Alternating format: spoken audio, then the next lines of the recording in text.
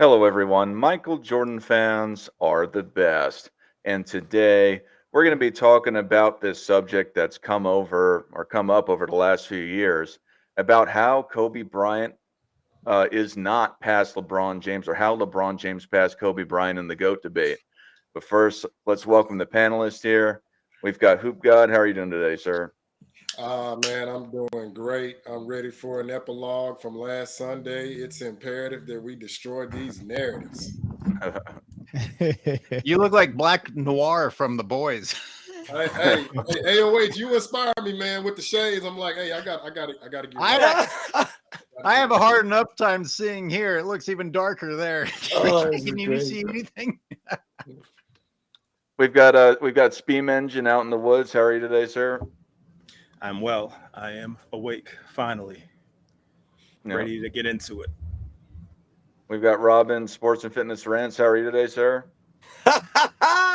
You guys know the deal, baby. You know the deal. Shout out to everybody in the chat, man. Once again, man, I am glad to be back with another Sunday live stream, man. Shout out to everybody on the panel. You guys know the deal. Let's roll. We've got AOH. How are you today, sir? Good morning. Good morning. I always follow Robin. No matter how energetic I try to be, it sounds ridiculous. We've got Jay Skapanek. How are you today, sir? I'm doing well. Thanks for having me. This is probably my favorite topic of any topic in anything in the entire world, not just basketball. So I'm ready to get into this, dig into it with you guys. Absolutely. And we've got Mel from Man Down Sports. How are you today, sir? I'm good, man. What's up, Dart? Good morning, everybody. Scab Attack, this is my first time meeting you. I think the first time being on the panel with my man at the top right as well. What can I call you, big dog? Top right, glasses, Steam ball head? engine. Steam engine. Steam Hopefully. I got you, big A dog. basketball All right, head works too. nice to meet you, bro. Nice to meet you, man. And Scap as well. Nice to meet you. I'm subscribed to you for sure. I'm mad you're not subscribed to or familiar with Man Down Sports, so you're gonna have to go check my channel out. You got my word. I will. Thank you very much. You, brother. Good to meet you as well here. Yeah, for sure. And I seen you on Jason Whitlock's show too. I just want to let you know that. Appreciate you. And we've got NMB Sports. How are you today, sir? I'm doing good. In Nico Harrison, we trust. He does it again. I'm feeling good about the Mavs next year. They're making some moves. Oh, that's tough. All right. So first, we'll start with Scap Attack, because I know this is one of his favorite subjects. And I know that you don't think that LeBron James is past Kobe Bryant, but why is LeBron James not past Kobe Bryant? Well, yeah, many think that my channel was created. I really dug into starting this channel and really building it about a year ago, little over a year ago. And many think that I'm a LeBron hater, and that's where the primary amount of my content derives from. Not true. Actually, my strongest basketball take and my most passionate opinion has to do with Kobe, and kind of as it pertains in a way to LeBron as well. It's because like many of you, I'm about the same age. I grew up, I was a young fan of Jordan, but very young. Like I really became like an adult and an avid basketball fan watching Kobe Bryant. And I've seen every game Kobe Bryant has played, playoffs, regular season. While I haven't seen every regular season game of LeBron, I've seen every single postseason game he's played in as well. And that's the thing, that the really crux of the point behind the GOAT debate with Jordan and LeBron. The thing that annoys me is not that the premise that LeBron is up there with Jordan or maybe has surpassed Jordan. It's the fact that he hasn't ever gotten by Kobe. Kobe is the gatekeeper to the Jordan conversations, and LeBron never got there. Why is that? Why do I feel that way? Let's just break it down. Overall game. I'll give LeBron, begrudgingly, I'll give him court vision and, just in general, passing. I'll give him the check mark in that. So to speak, not necessarily making teammates better, because I don't think that's the case at all. But just in terms of his overall court vision and passing, we'll give the check to LeBron.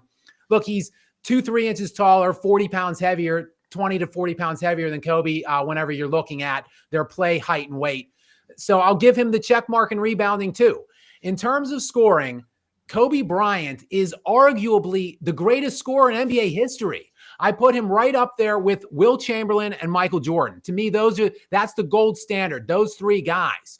And if you want to, expand beyond those three, I would look for maybe a guy like Kevin Durant, arguably above a LeBron James.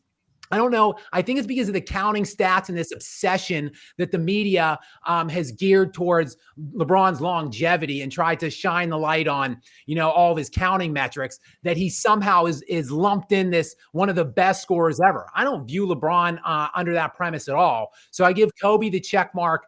Absolutely, definitively, offensively. Defensively, you can say maybe a toss-up, but I say Kobe Bryant has, he's tied with Michael Jordan, Kevin Garnett, and Gary Payton with 9 All-NBA first-team defensive selections. That's the most in NBA history.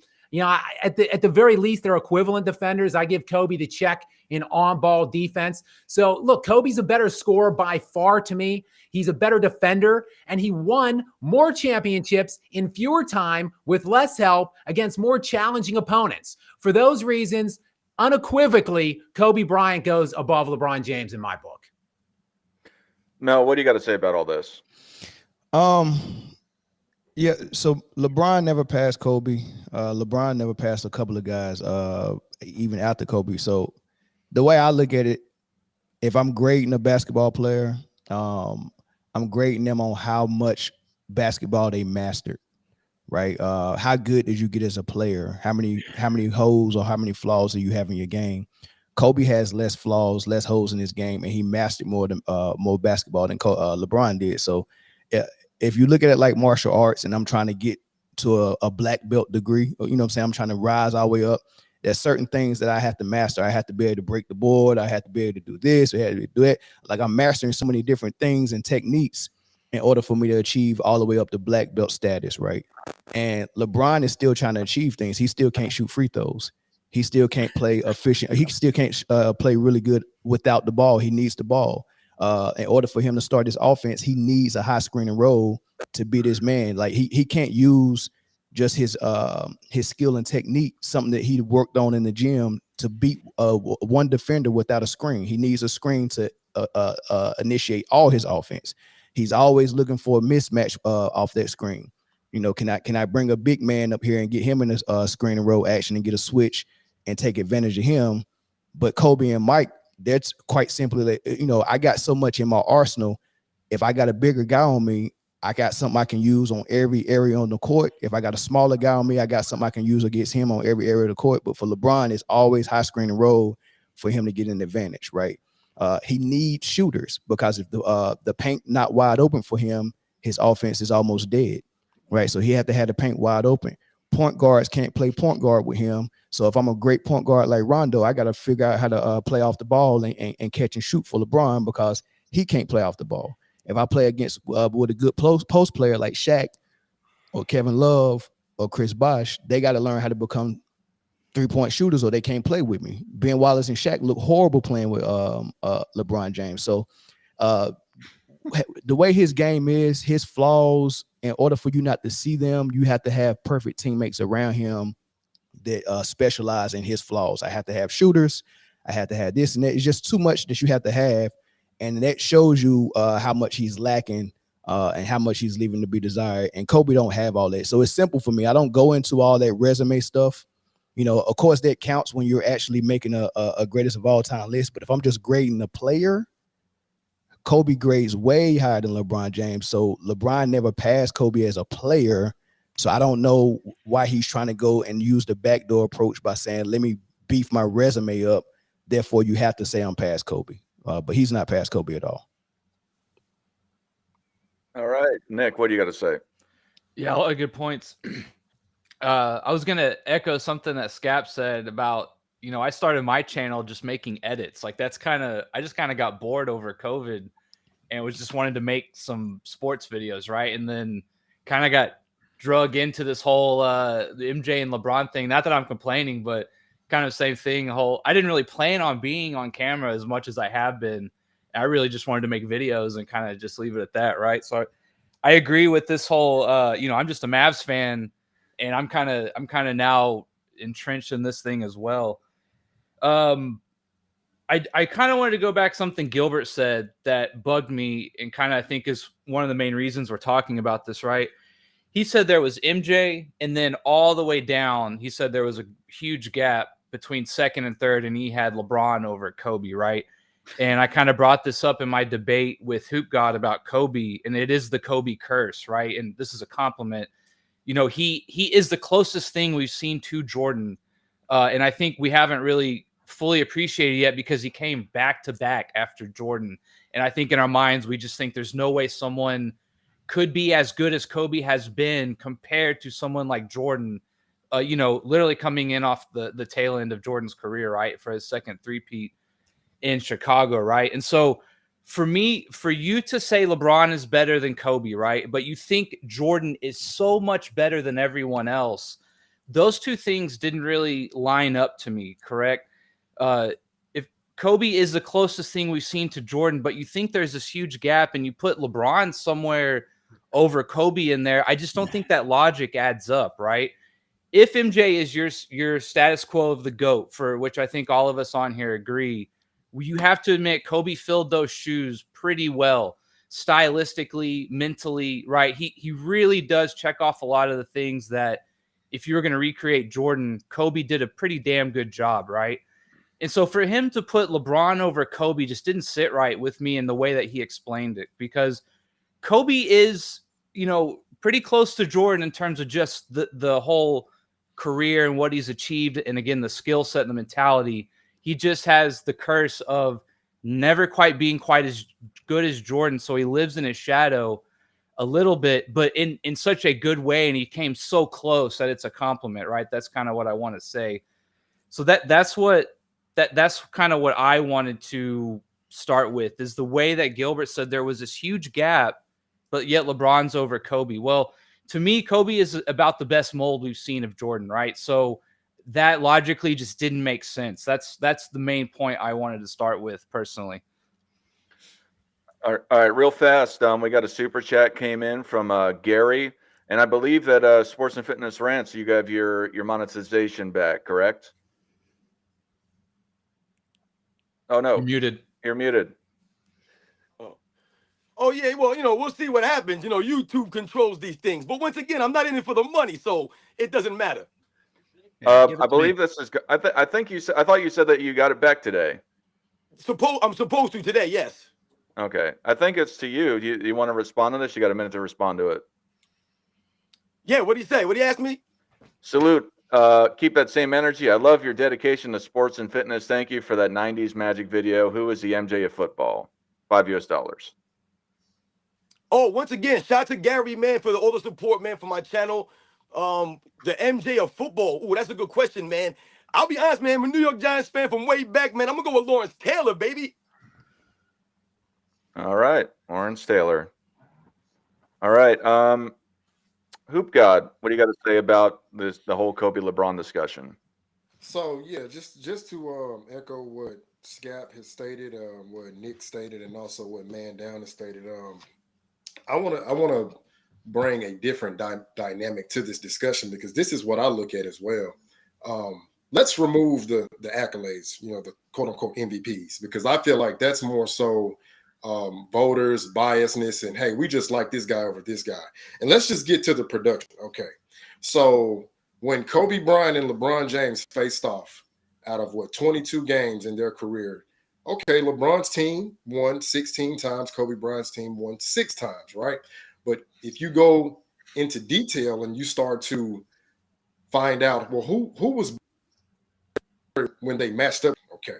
This is on ESPN.com, because I know a lot of the, I call them the LePan handlers. They'll say I'm capping, but it's an easy search, really. If you go on ESPN.com, it'll show you that when they guarded each other in those matchups, Kobe Bryant shot 52% from the field. Remember, but Kobe's inefficient if you let them tell it.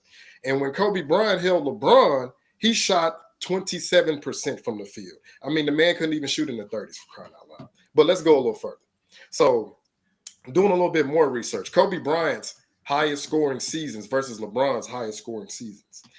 When Kobe Bryant averaged 35 points per game, if I'm not mistaken, it was 05-06. That is higher than any of LeBron's point per game seasons. with less spacing, by the way, because this is the dead ball there. His second leading scorer was 31.6, which was closer to LeBron's second season at 31.4. I believe that's the year he won the scoring title, but Kobe won the MVP. But let's take it a little further. Kobe Bryant has more 40-point games than LeBron, more 50-point games than LeBron, more 60-point games than LeBron.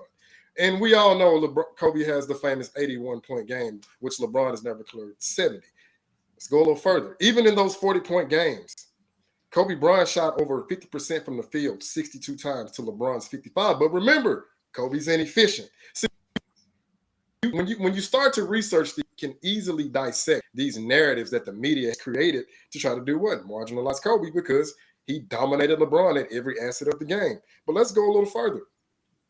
When I'm looking at a one-possession defender, right, I'm thinking of two guys, Michael Jordan, Kobe Bryant. You know why? Because they are going to take it personally that I am going to stop you from scoring so my team can get an advantage. I don't see that in LeBron. Even when we go to the finals, he couldn't guard Tony Parker, couldn't guard Jason Terry, couldn't guard Kawhi Leonard. This is before Kawhi Leonard even emerged to be as great as he is now. He couldn't even guard Kevin Durant. When they beat them in 2012, Kevin Durant still averaged over 30 and shot over 50% from the field. 2015, he couldn't guard Andre Iguodala. Again, with the Golden State Warriors, he ran from Kevin Durant when he hit that pull-up three in transition in game 3. You would never see Michael Jordan or Kobe Bryant do anything remotely close to that, okay? Because what's the old saying? My man down here, man down sports, hand down, man down. But, hey, if you hit the shot, that's just better offense. But the fact that you don't even go out there and try to contest him, that shows me psychologically you're weak. Mentally, you're weak. I don't need a guy like that on my team. I mean, I'm just being honest. But let's move on to the Olympics. Oh, I'm sorry. Hoop God, we're gonna move on. We got some super chats. So real fast, we got from the Fam God, we got $199 US. Love Scap Attack, goated content. Real fast, if you want to address that, Jay, I want to address for anybody that's new to the channel, please say that who you're super chatting to, because I can't see from my end who you're super chatting. So I seen another one that came in that didn't say who it was to. But Jay, do you want to address this at all, or? Yeah, just thank you so much for the support. Like I said, I started my channel about a year ago, and the views and subscribers are what they are. But the actual support, engagement, and interaction that I get on the channel is just blows my mind. You know, how many comments and stuff I get on it. And I love to jump in the comments. So, I just really thank you so much, guys, if you're on here, and I appreciate all of your support. We got another one from Liquid Swords. Poor Bronny got his dad's brick jeans. Steam Engine, do you want to address that real fast before I don't know who it went to, so we'll do that. And then you can go and do, well, actually, there's some more that came in real fast, but do you want to address this real fast? Yeah. I don't quite feel bad for Bronny yet, but it's getting there. 2 for 9 off his first clip. He looked, I mean, what the hell am I going to say? My fat ass is in this basement in my tent with sneakers talking, but he looks like a basketball player, and he's set up for failure. It's kind of, it's hard to watch, but I'd like to see him like come out and like openly denounce, not denounce like wanting to be like his dad, but like letting people know he's his own person. And then maybe he has a shot, but other than that, nah, dude's probably going to average maybe 34% from the field, maybe 8 points a game. But the Sports Center ticker will always say, like 0 turnovers or 30 minutes played, whatever makes it look good, Absolutely. We got another super chat from Gary for AOH. It says, salute AOH, you're single-handedly changing narrative day by day. Never let the fro go. Who would like to be the face of today? Who would you like to be the face of today's NBA? Thank you. Yeah, I work on it. Those videos with visual evidence take a while, so I'm glad people like you watch them and appreciate them. No, man, I look good. I will never get rid of this. Man, we've talked about the face thing on here a few times. And it's really sad to say that I can't claim to be excited about anyone becoming the next face. There isn't, even if you're a skilled player, there just isn't anybody that I'm like, wow, you check all the boxes for me, and you should definitely take the lead. And I admittedly don't watch many Spurs games. People say pretty nice things about Wemby. He is a freak at what he's able to do at his size, and he seems pretty great on camera. But I don't know if that's enough to be the face. What? No, it's Soup God. Oh, okay. Yeah, if Luka didn't sort of look like LeBron in his whining, and everybody who criticizes Luka for the crying, I'm not going to defend it, but it's not on LeBron's level. Do not pretend like it's on LeBron's level. But yeah, sorry. My answer is that I'm not inspired by any potential faces, and maybe that's why we've lingered for so long, or maybe the NBA is spending so much time marketing a dying star of LeBron James that we aren't looking at who the next face should be. All right. We got another super chat from John Choi. Just said it's complete crap for $5 US. I don't know where it went to. There's That's another some scab one. stuff right there. Yeah, that's probably me. Oh, okay. And then for there's another one for from Gary, $5 US. Salute, Scap. Thank you for coming back. You know I love your work and rock with your channel heavy. If LeBron was drafted in '84, how would his career go? Yeah, I mean, look, LeBron, and I don't want to, usurp any more time than I already have, but I did just want to piggyback just a couple things I heard. The 40, 50, 60 point games. I mean, that's a great metric in really, it's a great case study in, elite high level ability of scoring. And Kobe, again, is top 3 in all of those. And it's not even close, by the way, with LeBron and Kobe in respect to those 40, 50, and 60 point games. I mean, I think Kobe has like 122 40-point games. LeBron has like 77. It's 25 50-point games for Kobe to 14 for LeBron, I think. And then 6 60-point games for Kobe to 1 for LeBron. And look, this is LeBron playing much longer than Kobe at a much healthier level. And then segueing into this generation, this era that we're in, like post 2013, where like pace and scoring are on the absolute uptick. It's unbelievable. Like these last 2 seasons, this year and last, mirrored the 60s in terms of pace and scoring.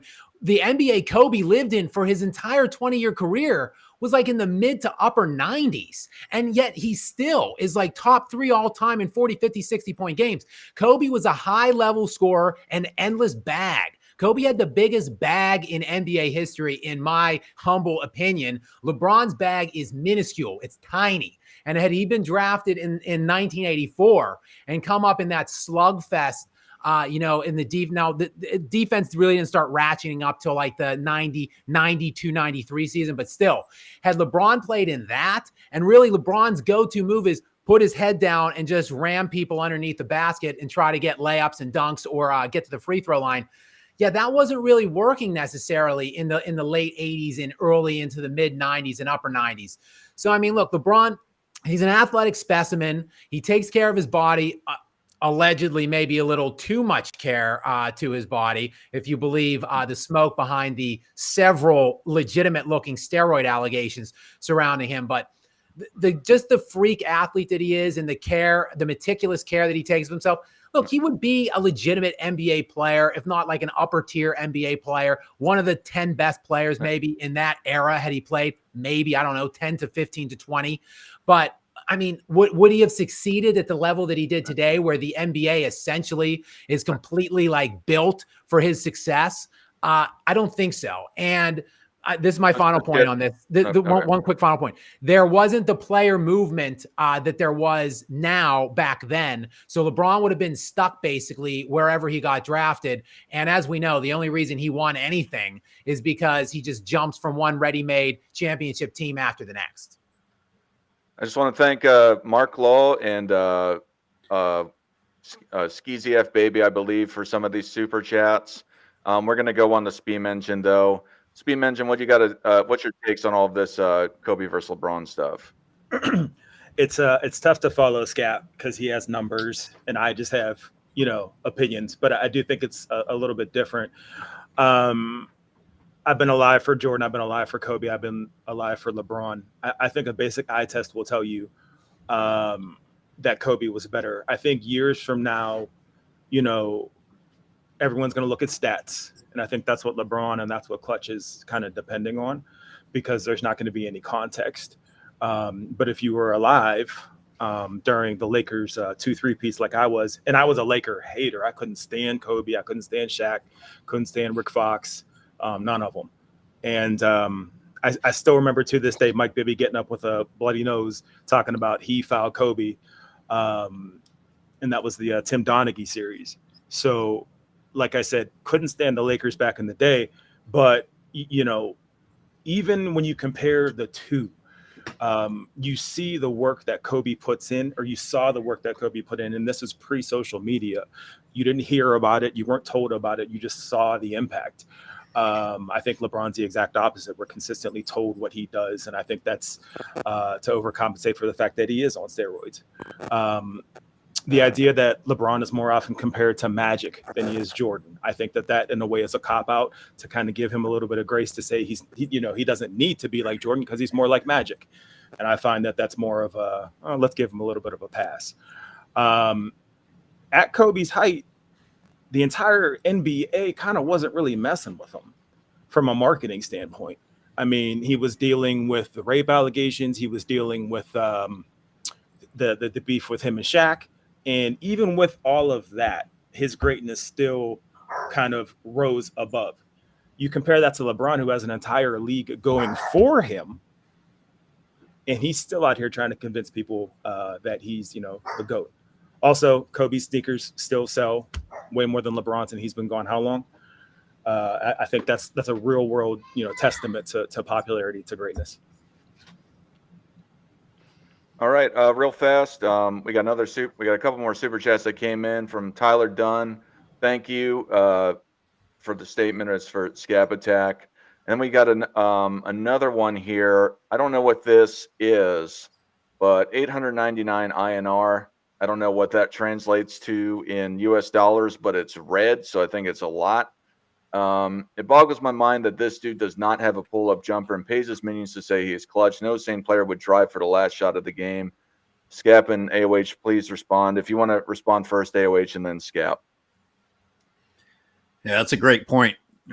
Being afraid to take an open jumper and prefer to go to the lane. Yeah, he doesn't have that go-to game-winning shot. If anything, that's quite the testament against LeBron James. Especially with the amount of time that he's had. How many times did we see Jordan or Kobe come back from the offseason with a new weapon, and LeBron comes back with new excuses? He doesn't find a way to overcome any area that he needed to overcome, other than having the fan base and the media say, well, it's okay because let's forgive him because. Well, that's not inspiring. It's disgusting. It's the basis of my hate for LeBron James, and pays his minions. Good Lord, it's not even, there's freaking proof of it. It's not even a hypothesis that this is happening. It's an ongoing campaign. There's an ongoing funding behind pushing the idea of LeBron James. And even before we had confirmation of that, you could just tell by the way these guys are talking. I mean, anyone intelligent, whether you like LeBron James or not, you're like, okay, enough. You guys are just talking nonsense. So anyway, that's my super chat response. Did you want me to go on with the main topic or do some more? Scap, they're looking for Scap, and just to move forward, I'm blessed, and I'm going to speak for the whole panel with all these super chats, but I'm just going to flash these on the screen unless they come up as red, because we got to keep the show going. But thank you. I will flash them on the screen though. What do you have to say about this, Scap? Yeah, it's one of the primary reasons that Kobe will forever and always be above LeBron is because of that, the Mamba mentality, so to speak. But, synonymous with Mamba mentality is like the alpha mindset, the closer, the killer, whatever. Like these kind of synonyms that have never been used to describe LeBron James. So a lot of it does just go to like straight mindset. I mean, LeBron, he just doesn't want to take those shots. You know, we've seen him pass over and over and over again in those big situations. He has to systematically stack guys around him that want to take those shots, that can take those shots. You know, I mean, I'll get out here real quick, but like Kobe was taking those shots when he was 18 years old. You know, it's been well publicized, the air balls against Utah, but look at the courage that took for a young kid, like barely established in the NBA, he was maybe 18 or 19, to take like 3 or 4 successive, like game altering shots. He missed them all. That kind of failure didn't cripple him though. It emboldened him to go and work and get better and to come back and make those shots. LeBron lacks the courage and conviction to even want them. It's just a pathetic loser mindset. And that's why he has to continue to mercenary himself out to super team after super team, because if that kind of responsibility is put on his shoulders, he can't take it. He's failed over and over again, and we've seen it over and over again, which is why he just simply will never clear Kobe Bryant. Thanks for the super chat. And we have Johnny Arnett in the house for $19.99 US dollars. I'm just going to briefly mention this because he's got a larger channel. He says, been fun to watch these debates. It's hard for Kobe to beat the depth of LeBron's complete resume, but if we're talking peak versus peak, I can't go against the mama. The fact that KB won 5 rings with all his injuries is insane. Thanks for watching, Johnny Arnett, and you should call in sometime to the show. Anyway, Robin, what do you got to say about all this? Yeah, so my man Johnny Arnett, he talked about the depth of LeBron James's longevity and how Kobe Bryant stand up to that. This is what we've been alluding to if you've been listening to this live stream right now. Because what I've been hearing from all you guys, and you guys have been breaking it down in different aspects. Man, Dan was breaking down the on-court game about needing screens and how he needs to manipulate the on-court to get open, all these things. Scab, you broken down the numbers.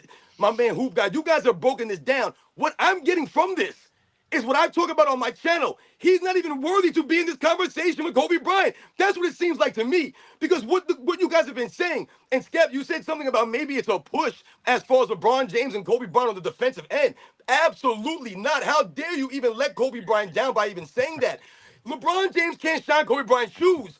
And what I mean by that is what? The consistency or lack of from LeBron James on the defensive end. Why is LeBron James not considered an all-time great defensive player, even though he's a much greater athlete than so many people they'll have you believe? Why are these things? Because LeBron James has not consistently been great on defense. At his best, at his peak on defense, he was good. He was never consistently great. That's why they'll tell you, oh, in 2011, LeBron James shut down MVP Derrick Rose in the Eastern Conference Finals. But he followed that up by not being able to stop Jason Terry or JJ Barea, though, in the very next round. That goes to the lack of consistency from LeBron James. You guys mentioned something about LeBron James not taking the challenge against Kevin Durant in the NBA Finals. Absolutely. Once again, showing you're not worthy. You think Kobe Bryant's going to switch screens and allow 35-year-old Richard Jefferson to be guarding primetime Kevin Durant in the NBA Finals? It's absolutely laughable when you go back and you watch those games. How many screens LeBron James allowed to be switched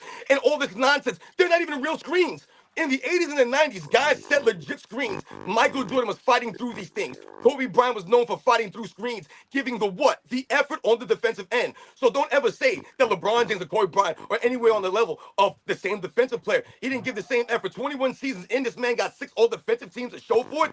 That's laughable. Absolutely laughable, man. Let's think about the Olympic Dream Team, where Kobe Bryant absolutely embarrassed LeBron James just through his work ethic. You got guys like Chris Bosh talking about, yeah, man, I thought I was going to get there early and be the guy. And Kobe Bryant's already covered in sweat, man. This dude was the standard, like Michael Jordan was. It don't have to necessarily do with the on-court game. And you guys mentioned that. Once again, not worthy to be compared to Kobe Bryant. Kobe Bryant had a go-to move at the end of games. He knew where he was going, whether it was a bad shot or a good shot, whether it went in or not, is irrelevant. You guys said it before. He was willing to take these shots. LeBron James, not willing. So he's not worthy to be compared to a Kobe Bryant in the all-time rankings. That's why I always tell people, LeBron James will never be a top 10 all-time player. He's not worthy to be in these conversations, man. And he's not worthy to be compared to Kobe Bryant, man. What do you got to say about this, AOH? Well done, sports and fitness. Well done. Let me have a different approach. I'm not gonna try and debate by numbers whether Kobe and was better than LeBron. I would rather talk about the timeline of when the fans were told things. I remember a time, and I brought this up before. Hoop God says he remembers. I remember a time when we were told that Kobe was better than Michael. Kobe was, for a period of time, put in the number one spot, and that's while Kobe was in his prime. For some reason, it's important for people to think that they're watching the best ever, or it's important to at least get people talking about whether they are watching the best ever. And then that disappeared. But look at LeBron's hype. LeBron was being declared the best ever before he'd done a damn thing. And that's super suspicious. Whether you think LeBron ended up being the best ever or the greatest ever, he was anointed before he'd done a damn thing, much less get anywhere near the number of rings of Kobe or Michael. I mean, he's still, you have to count bullshit rings in order for him to even be near the number of rings that they have. But forget the rings. Think about when you were told that he was the GOAT. It came ridiculously early for LeBron James. You have to question that by itself and think, wait a minute, something's going on here. If he could have become the GOAT later on, that's one thing. But you were already being convinced by the media, or at least they were attempting to convince you that he was the GOAT. And it happened a little bit with Kobe. Not much, but I do remember it happening. And I just was amazed at how quickly Kobe was shoved from that position in order to start talking about the next guy, which makes you think, well, this is just about talking about who the next GOAT might be rather than actually dissecting who the real GOAT is. And then after that, you can break down the style of play, like the dishing. You know, by the way, Scap, see, I cheered against Kobe. And regardless of the fact that I cheered against Kobe, you can still appreciate somebody's style of play. You know, I remember the air balls against Utah, and I was laughing and loving it because I didn't like that Kobe and Shaq and the Laker thing. And I tell you, I don't know if I commend taking all those shots, but I do commend not going down the path of Nick Anderson and just mentally being destroyed and never, ever being able to come back. You know, it does mean something to be the type of mentality to be able to come back and be like, nope, yeah, I messed up and I'm going to keep going. So I agree with that. And I commend that. And I've been thinking about this ever since I saw Daniel Gafford launched into temporary fame when the Mavericks were doing well. And you know what it looked like to me? It looked like LeBron James's career in Miami. You know, LeBron James catching alley-oops. LeBron James being the recipient of great opportunities. You know, you might as well put Daniel Gafford in the same conversation of greatness as LeBron James if you go back and you look at those Miami years. And anyway, let's move on. Last thing, wait, Scap, this is for Scap. Kobe dished and created those opportunities for other people to finish like that more than LeBron did. LeBron was the recipient of those types of things more than the disher. That's my point at the end of that. Yeah, real quick, I just want to respond to sports rants and fitness and AOH. I agree, sports rants and fitness about the defense. I think Kobe, of course, has the check mark over LeBron. I was trying to throw a bone to I thought, I'm kind of disappointed. All of us agree in this room that Kobe clears LeBron. I was setting my trap. I was setting the stage and trying to throw a bone to some kind of a LeBron supporter in here. Maybe and just give them something. Give them defense, give them assists, something. But no, everybody in here is sane, level-headed, and a rational basketball fan. Is it too late to get FYF Sports in here? Is it too late? No, he's scouting for the Suns. Apparently, I asked. He was supposed to do a debate, but he's scouting for the Phoenix Suns Suns this weekend. Because I don't know much about FYF, but I could tell by his anti-Kobe standpoints last week and the fact that he loves him some Scottie Pippen. I could tell that he's a Jordan hater, one, and secondly, a Kobe hater that has LeBron over Kobe. I could just tell. No. Well, I'm gonna go and I'm gonna tell you guys why LeBron James is greater than Kobe Bryant. For one, Bronny James is in the league, so that makes him greater than Kobe Bryant. For one, two, he won the bubble championship in Disney World. In 2016, he had Kyrie go and shoot him that last shot to win in a Game 7 series. He's the chosen one. No, obviously I'm being sarcastic here, but just to the point of it is that Kobe Bryant, in my opinion, objectively speaking, because there's some people that will go and say, "Oh, we're all just making up narratives." So think about it like this. For me, at least, when I think about greatness, it's about dominance and it's about impact and influence. So if you look at it, Kobe Bryant won 5 NBA championships, all NBA team caliber. He's won 2 scoring titles. It's the same amount of statistical titles. That means that he was greater than everyone in the league during that time with that. And then also, I think it's not even close about how much influence he had and impact on moving the league forward, pushing it to the next level. And this is something that I just hold against LeBron in general. He was sandwiched in by Kobe Bryant and Steph Curry in respect to the marketing value of players in the league. To say that he was the most popular, it's all pushed by the media.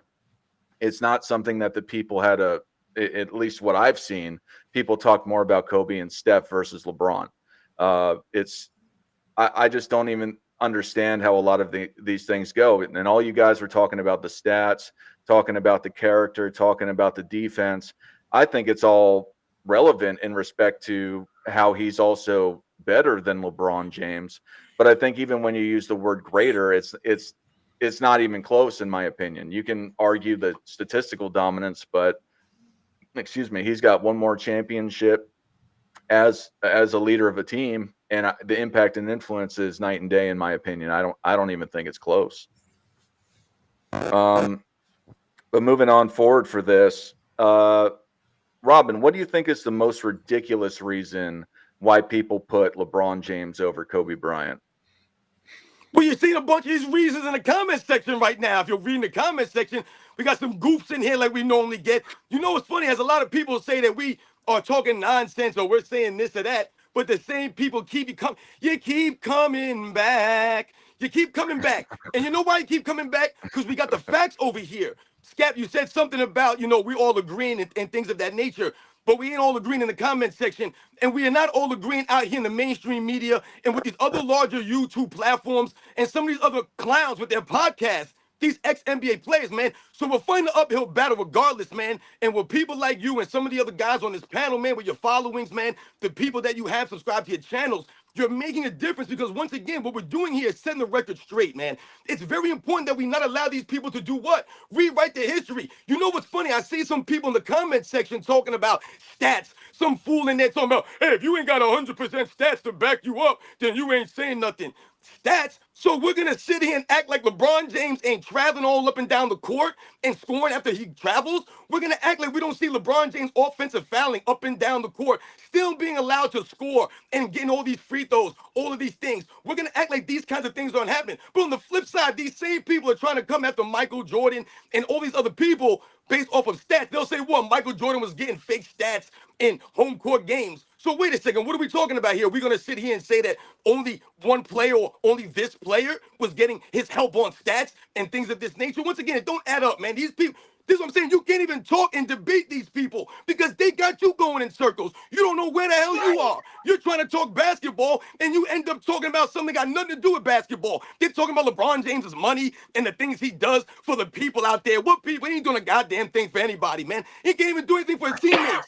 So it's a laughable for me, man, when we're doing these things, man. And you think about something like the 2009 NBA playoffs, man, and everything that was leading up into the NBA finals that season, man. That's a microcosm for everything in LeBron James and Kobe Bryant's career, man. Both of these guys, you could say, were at the peaks, man.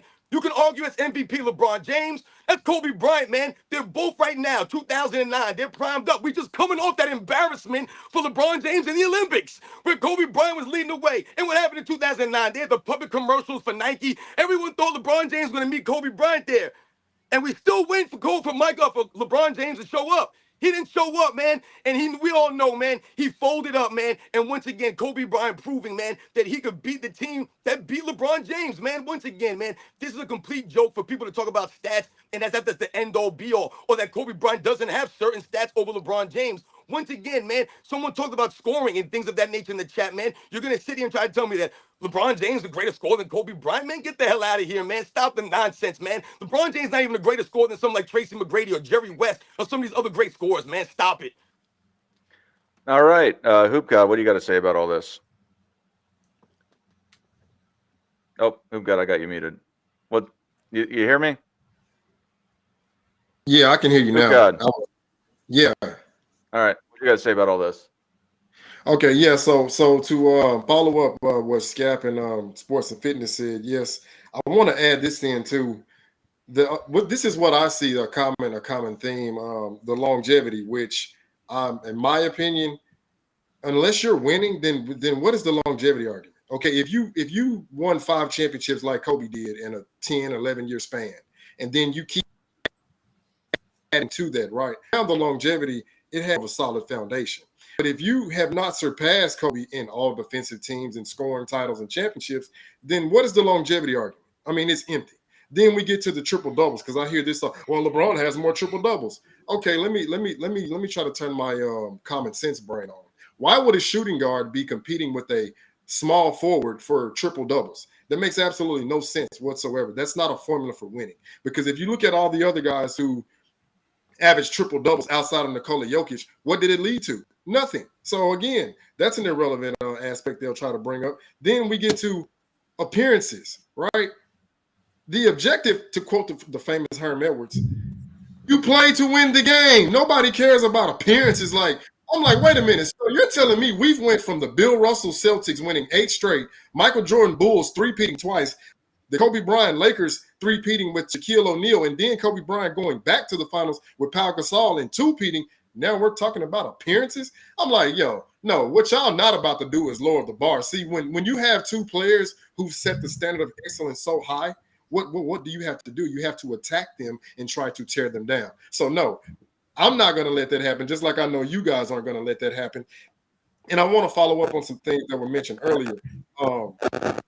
With LeBron James, if he's this great playmaker, right, why hasn't he ever assisted on a game-winning shot in the finals like Michael Jordan did with Steve Kerr, like Kobe Bryant did with Ron Artest?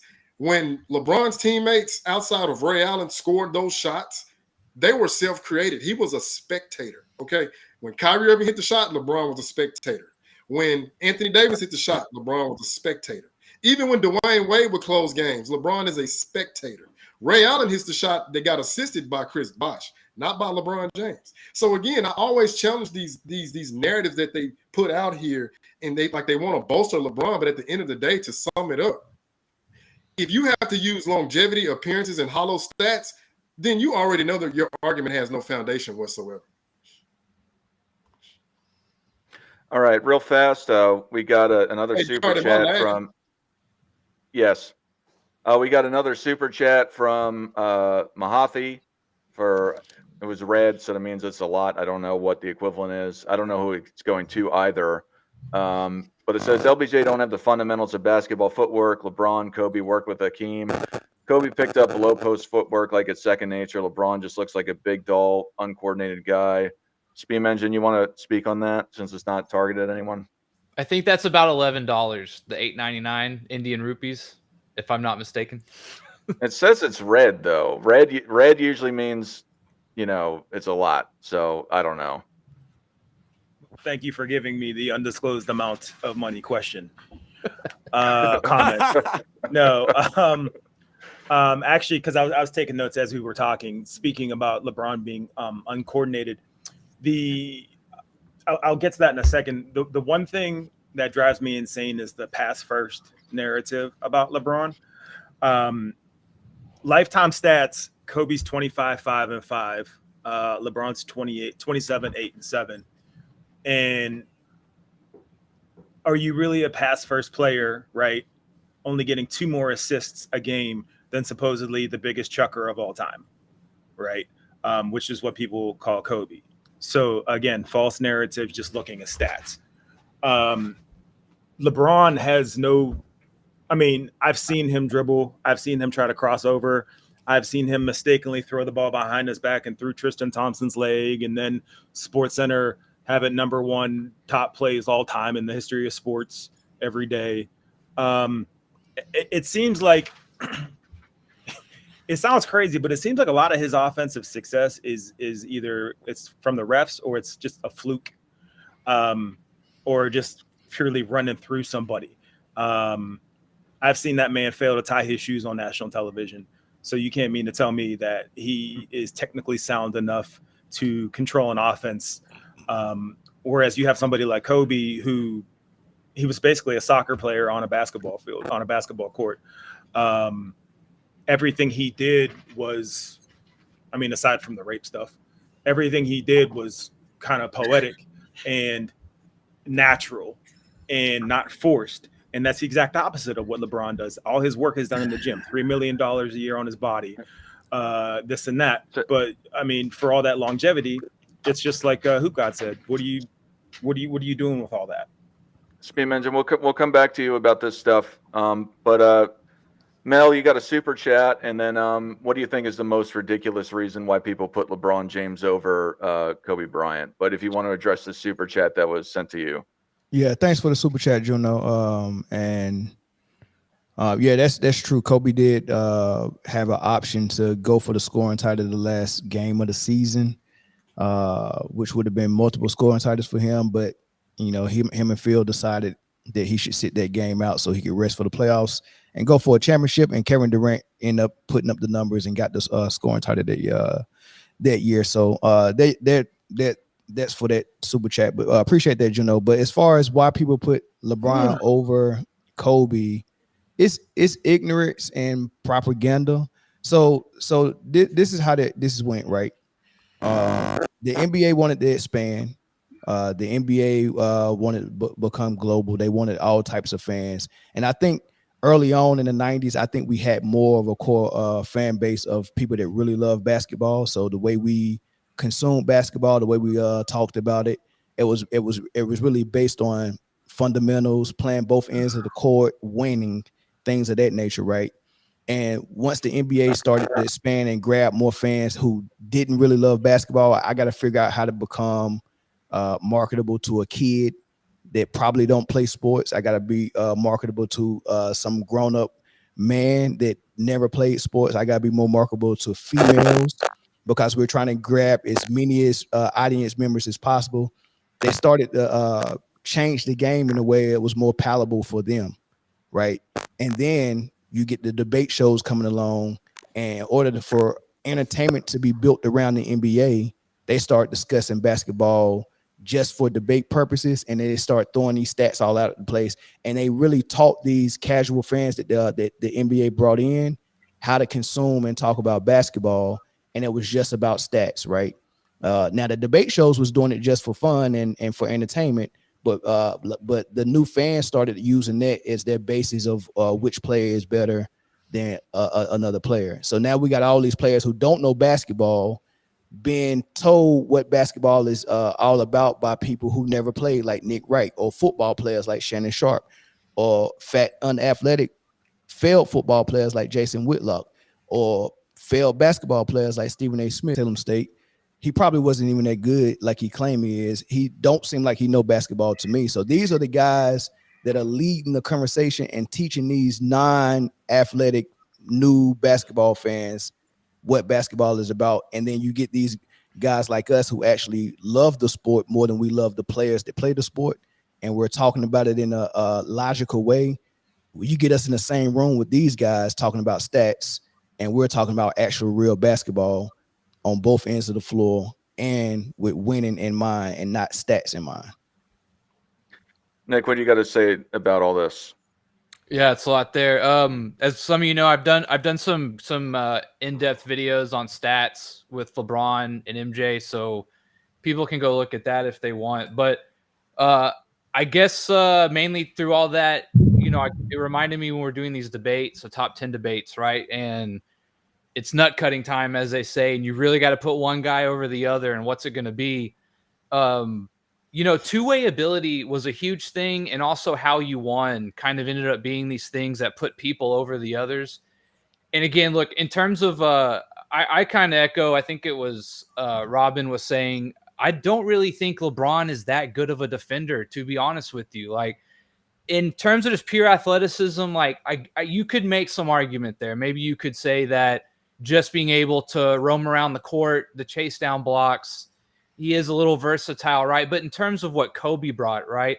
I believe Jordan, since they've had the all defensive award, I think West, Jordan, and Kobe are the only players to ever lead the league in scoring and make an all defensive team, correct? So when we're talking about the GOATs, the two-way dominance is a big thing for me. And I've thought people are overselling how much LeBron is a good defender. And then we also get to, to kind of echo that, right? I think Jordan and Kobe are kind of the only guys who ever reached that stratosphere. Whenever they were in the Olympics or something like that, they came to the coach and said, I want to guard the best player or the best relative, guard that I'm going up against all game, right? Like, I am trying to send a message here. And I just don't think LeBron has that in him. And to kind of wrap it up, right, because we've said a bunch of stuff, but in terms of stats and whatnot, I mean, I've echoed several times, LeBron's only led the league twice in any stat. Kobe led the league twice in scoring. If we go and compare how LeBron gets his shots, right, this kind of goes back. Someone said, could he play back in the day or in Kobe's time? LeBron needs space because he is an athlete. He needs to roam and run. And like someone said, he catches oops. He makes athletic plays. When we get tight into the half court, and I've done a video where I've broken down his shooting, it is nothing but layups and dunks or threes. I mean, there really is nothing in between. LeBron does not have a bag, in my opinion, when we're talking about the GOATs here, correct? He does not have a bag. His offense and defense, to me, is overrated in terms of trying to compare him to someone like Kobe. I don't even think it's close, right? What Kobe could do on the defensive or offensive end. I just don't even really think this is a debate. And, just to reiterate how he ever got past LeBron, I mean, like you guys all kind of said, there's all these other arguments they brought up, and I'm just not sold. Like, I'm looking at these two players, and I'm not sold in any way that LeBron is better than Kobe. I have a 20-second addition to what he said there, because you know what LeBron fans are going to do. They're going to be like, how can you say he doesn't have a bag? And they'll come up with a highlight reel. Tell me one person who has made it to the NBA that you can't make a highlight reel for. I mean, these are NBA players. You're going to be able to find. Well, I guess he's not quite there yet. You're going to be able to find them dunking, three-point shooting, mid-ranging, dishing. They're NBA players. Putting together a highlight reel, especially over a 21-year period, does not mean someone has a bag. All right. Is that all you had to say, AOH, or did you... I'm just adding on to that part of what Nick said. Oh, it's your turn. Oh, shit. Well, what's on my mind is FYF. I think it was 2 weeks ago, whining about mirroring Michael Jordan. Why do people have to be like Michael Jordan to be considered the greatest? And all these people, their game is supposed to mirror Michael Jordan. And I'm sure he was talking about this because of Kobe, because, people say Kobe mirrored Michael more than other people. Well, first of all, I did have a counterpoint. I'm like, if anybody comes into the league and just blows our minds, even if they do it with their own style, then they blow our minds. If you can be the GOAT doing something different than Michael Jordan, then you did it. But also think about the other side. Why is Michael Jordan the GOAT? Because he was so complete. Why would players not aspire to be the most complete player? I mean, that's what made Michael Jordan great. What could you take away from it? That he wasn't tall, so he wasn't a center. He's not going to bring to the table what a Kareem or a Shaq or somebody like that does. But other than that, with his size, He scored in every way physically possible. And in fact, he did score down on the block. So I just think it's a really embarrassing, whiny argument to say that people shouldn't be measured by the greatest ever, and that it's unfair to think that they should resemble the greatest ever on their way to becoming the greatest ever. You'd have to bring something very, very unique to the table to have less of an overall game than Michael Jordan and still be able to be the greatest ever. How do you even achieve that if you don't have as many tools as Michael Jordan had? I agree 100%. Thank you. Speed Manager, what do you guys say? Is this in reference to the LeBron not needing a system? No. You're. Let me pull that down. No, what's the craziest thing Yeah, the about? craziest, yeah, or what anyone else has said.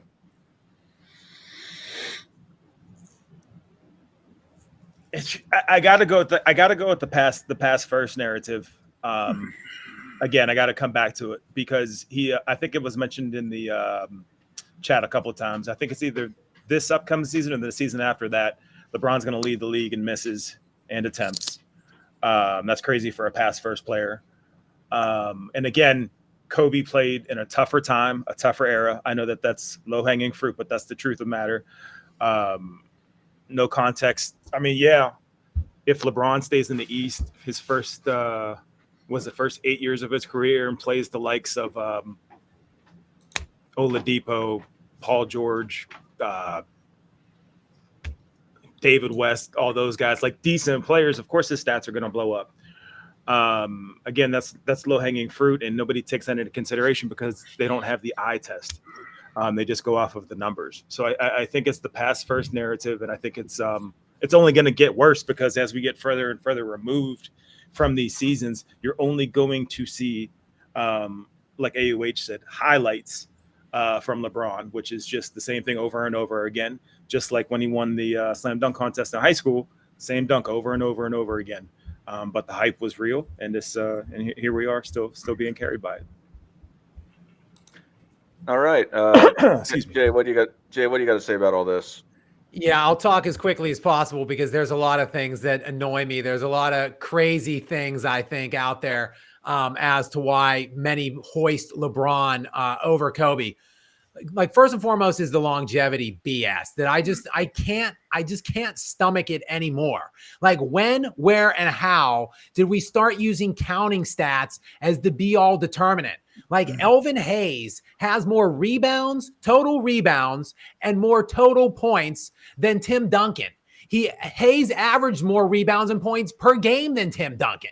Like we've never heard that Elvin Hayes is a better player than Tim Duncan. Carmelo Anthony has a lot more points than Larry Bird. I never heard that conversation percolating around those two players in the NFL. If you want to go there, do you guys know that Joe Flacco has more career passing yards than Joe Montana?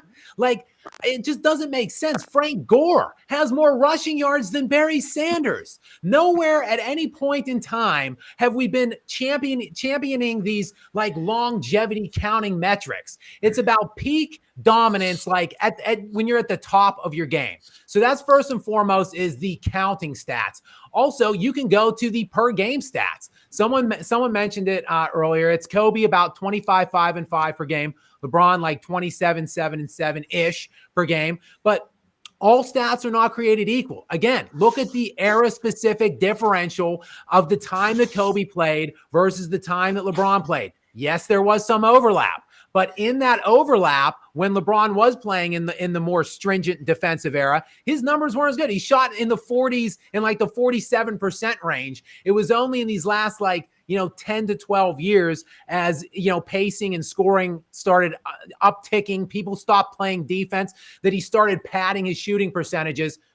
And let me get on to shooting percentage too, by the way, because that's another one that annoys the ever-loving hell out of me. Oh, well, LeBron's just more efficient than Kobe. Like he's just a better scorer because he's more efficient. Why? Oh, because he shoots a higher field goal percentage or a higher effective field goal percentage. Okay, do you guys know DeAndre Jordan has the highest field goal percentage in NBA history. He has the highest effective field goal percentage in NBA history. You want to know who's not in the top 10 on either of those lists? Steph Curry.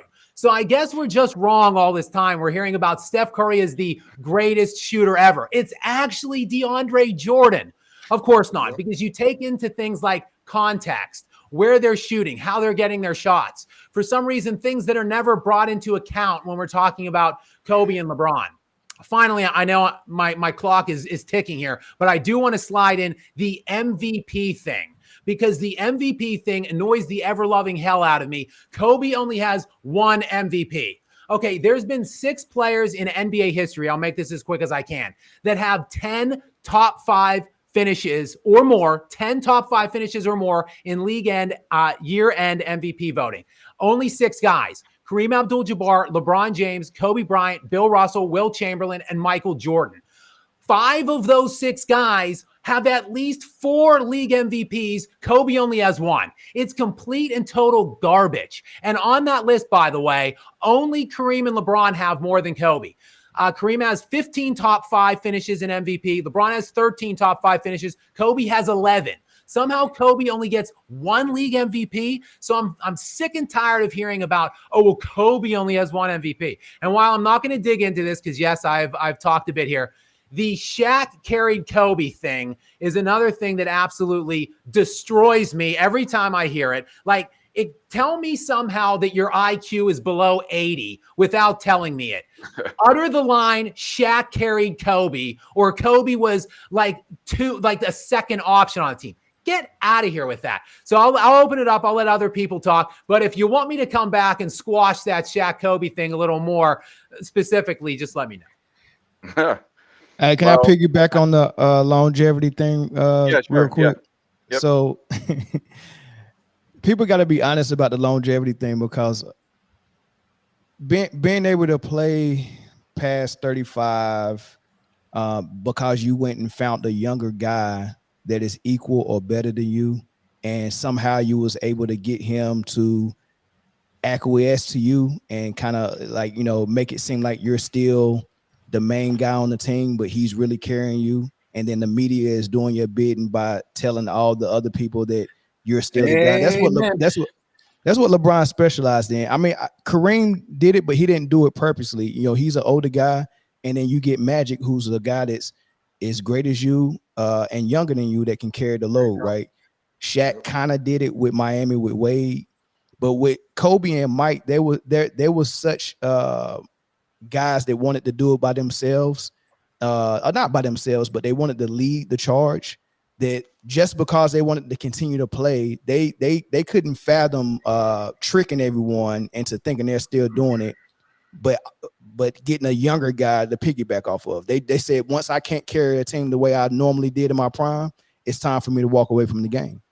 But LeBron won't walk away from the game and pass the torch to someone else. He's just walking out there looking like the Walking Dead. Anthony Davis is carrying him. He needs more help. But then the media is going to tell you that he's doing it, and we've never seen someone at this age play this well, which is not true. If Michael Jordan decided that he wanted to go play with Tim Duncan instead of retire, he would have been playing phenomenal basketball and playing meaningful basketball in the playoffs, just like LeBron. Same with Kobe. If he wanted to say, hey, Lakers, I want you to go ahead and go find me a superstar that's in his prime, bring him here. So that's my longevity piece. It makes no sense to me. When you watch the actual game, Michael Jordan on the Wizards actually played better than LeBron. And I think I seen either Scap or Angro Hoops fans do a side-by-side comparison of that, which was really good, right? Then the last point I make about the go ahead, Dart, my bad. Yeah. Let me do my thing, and we're going to move on to the next segment. Okay. Yeah, for me, the most ridiculous thing for why people say that LeBron is greater than Kobe, and it's to the point of where they say he's the GOAT, is winning in 2016 against the Golden State Warriors, who they conflate as being the 2017 Warriors with Kevin Durant. Because all of a sudden, the 2016 Warriors is the greatest team of all time. They don't have Kevin Durant. They have the injuries. They have the technical fouls. Draymond Green getting kicked out of the finals. But then they say that that's what made, and him himself said that that's what made me the GOAT, is going over and beating the greatest team of all time. It's just plainly not true, because you go and you look at the other iterations of that team. I think most people would argue that that 7 team is significantly better than the 16. And just in general, they go and they just completely omit and disregard any of the opponents that Kobe Bryant faced going through his playoff runs in the Western Conference or Western Conference specifically, i.e., the Spurs, who essentially, if the Lakers weren't there, could have possibly even, 7-peated. They came against the Lakers, which was a stacked team, but the Spurs had David Robinson, Tim Duncan, amongst others, going out throughout that time. But specifically with Kobe Bryant, in my opinion, he had a rougher road to the finals every time, especially with that three-peat. And just in the Western Conference in total, I think if you look at it, it's not even close. Now, I'm not taking that away from LeBron, but however, he still won more finals on top of it all. So I don't understand how you go and you say, well, that one finals made him the greatest of all time when it wasn't even the best Warriors team that he faced over that period of time. Dark, can I just put a bow on this real quick and piggyback off that last comment you made? Kobe Bryant has faced more 50-plus win opponents in his NBA playoff career than any player in NBA history. He's beaten more 50-plus win opponents in the playoffs than any player in NBA history. Kobe has beaten more 50-win opponents in his playoff career than LeBron at this stage has even played. And that's with LeBron playing approximately like 10 more series in the postseason and counting. So when you're talking about the actual path and the level of difficulty that Kobe went through, it's not even close. I mean, you mentioned the Duncan Spurs, but there were a number of other great teams that Kobe was contending with in the first iteration when he had Shaq, and then at the second point when he was playing with really just Pau Gasol. I mean, that West was loaded. You had the beginning of the big three Oklahoma City Thunder with Russ and KD and Harden. You had the Phoenix Suns with MVP Nash, Amari Stoudemire, and Sean Marion. I mean, even just secondary teams like the Tracy McGrady Yao Ming Rockets and the Allen Iverson and Carmelo Anthony Nuggets. Like those conferences were absolutely loaded, and LeBron James is playing like 40-win teams to get to every finals. It's just ridiculous, the commentary of playoff opposition. I just wanted to add that in. Absolutely. So briefly, I want to get everyone's take, just 1 minute for each of you, on LeBron James's max contract, and then we'll go and we'll take calls after that.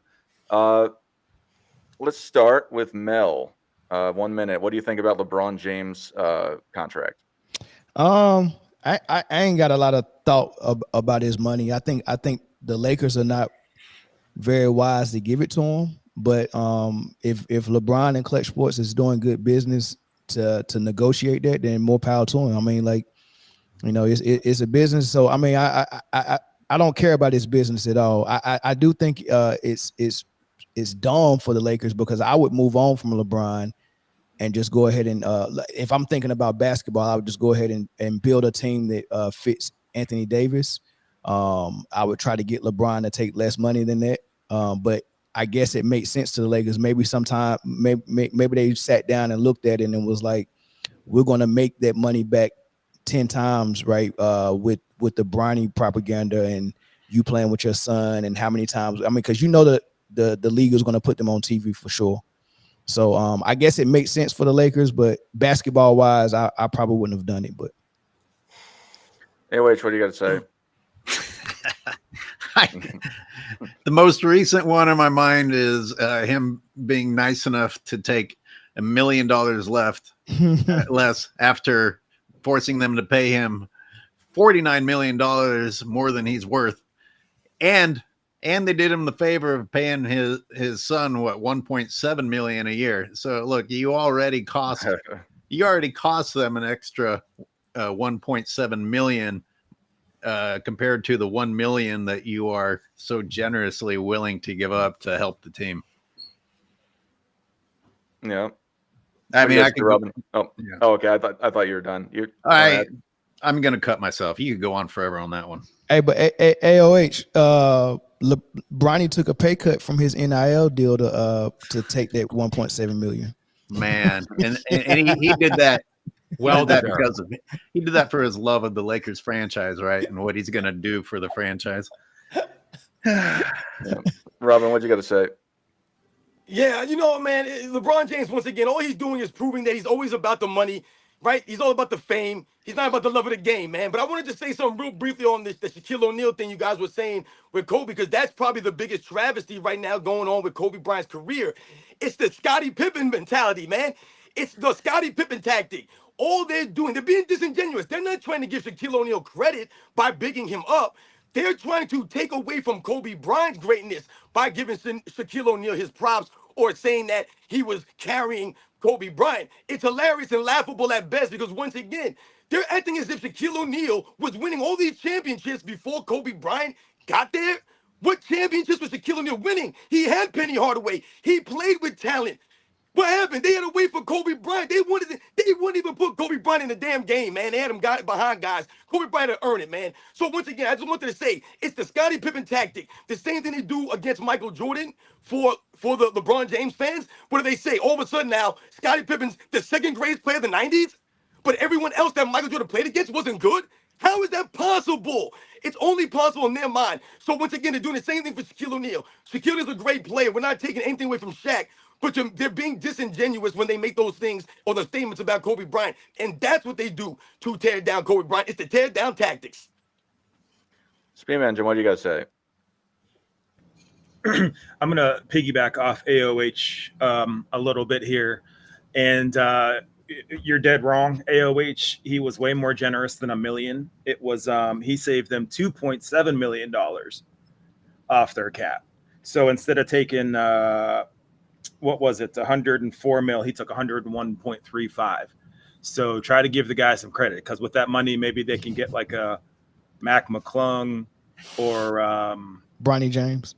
Bronny James, you know, a real powerhouse. So, you know, what pisses me off is he basically took a max contract, and then you have Dave McNenaman come out and frame it as he's taking this big sacrifice. And of course, it's Dave McNenaman, who the only great thing I've seen him do is take down Malika Andrews. So you know kind of where his head is already. And he took a max contract. It might as well be a max contract, but they're going to frame it as him sacrificing. It's sad. Jay, Well, I'm what do just you a guys- hate channel. Jay, what do you got to say about the contract? Well, you know, I got to be honest. I can't believe I've been accused on this show today of being a little too easy on LeBron. Are you getting this, jock sniffers? Are you hearing this? I'm defending LeBron. I'm giving LeBron a little bit of credit. Are you getting this? I'm about to do it again. I'm going to defend him again here on this contract, because have you seen some of the contracts that are being signed right now? It is insane what's happened in this market. Like the contract, the amount of contracts and money flowing around is absolutely incredible.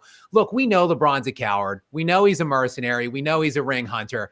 He wanted to try to bring some guys in. Like, he called Clay like at 6 p.m. as soon as free agency opened. He was sniffing around DeMar DeRozan. He was willing to take less money in order to try to stack up some more supporting cast. The Lakers just don't have it. They just don't have it available. So, you know, I guess whatever. Take the money and run, LeBron. If they can't get you more help, might as well get paid, I suppose. All right, Nick, what do you got to say? Yeah, so I think if I'm looking at this right, LeBron will be tied for the second highest paid player next year. He'll be in a three-way tie with Jokic and Embiid after Curry. Sheesh. Yeah, And that's a pay cut. Yeah, I mean, it's just like, again, this guy makes so much money off the court, right? Like, just an unbelievably ungodly amount of money. It just doesn't make sense to me. Like, if you want to win, I just don't understand the ego of wanting such a max contract, right? That's really all I'm going to say is he'll be tied for second, I believe, in terms of his total contract next year and what it's worth with Jokic and Embiid. So I think that has to be a total ego thing. I just don't understand it, right? Like, are you really in the trenches right now to try and get that extra $5 million or whatever it is? Are you are you really that committed to getting your money at this point in your career? It's just hard to see it as anything other than an ego play, and that's kind of where I'll leave it.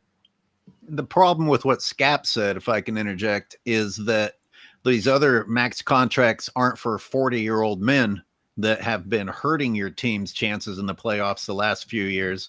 And if those guys deserve the money, that's one thing, but we're not hearing all these narratives about LeBron being willing to sacrifice for the team while simultaneously taking this ridiculous amount of money.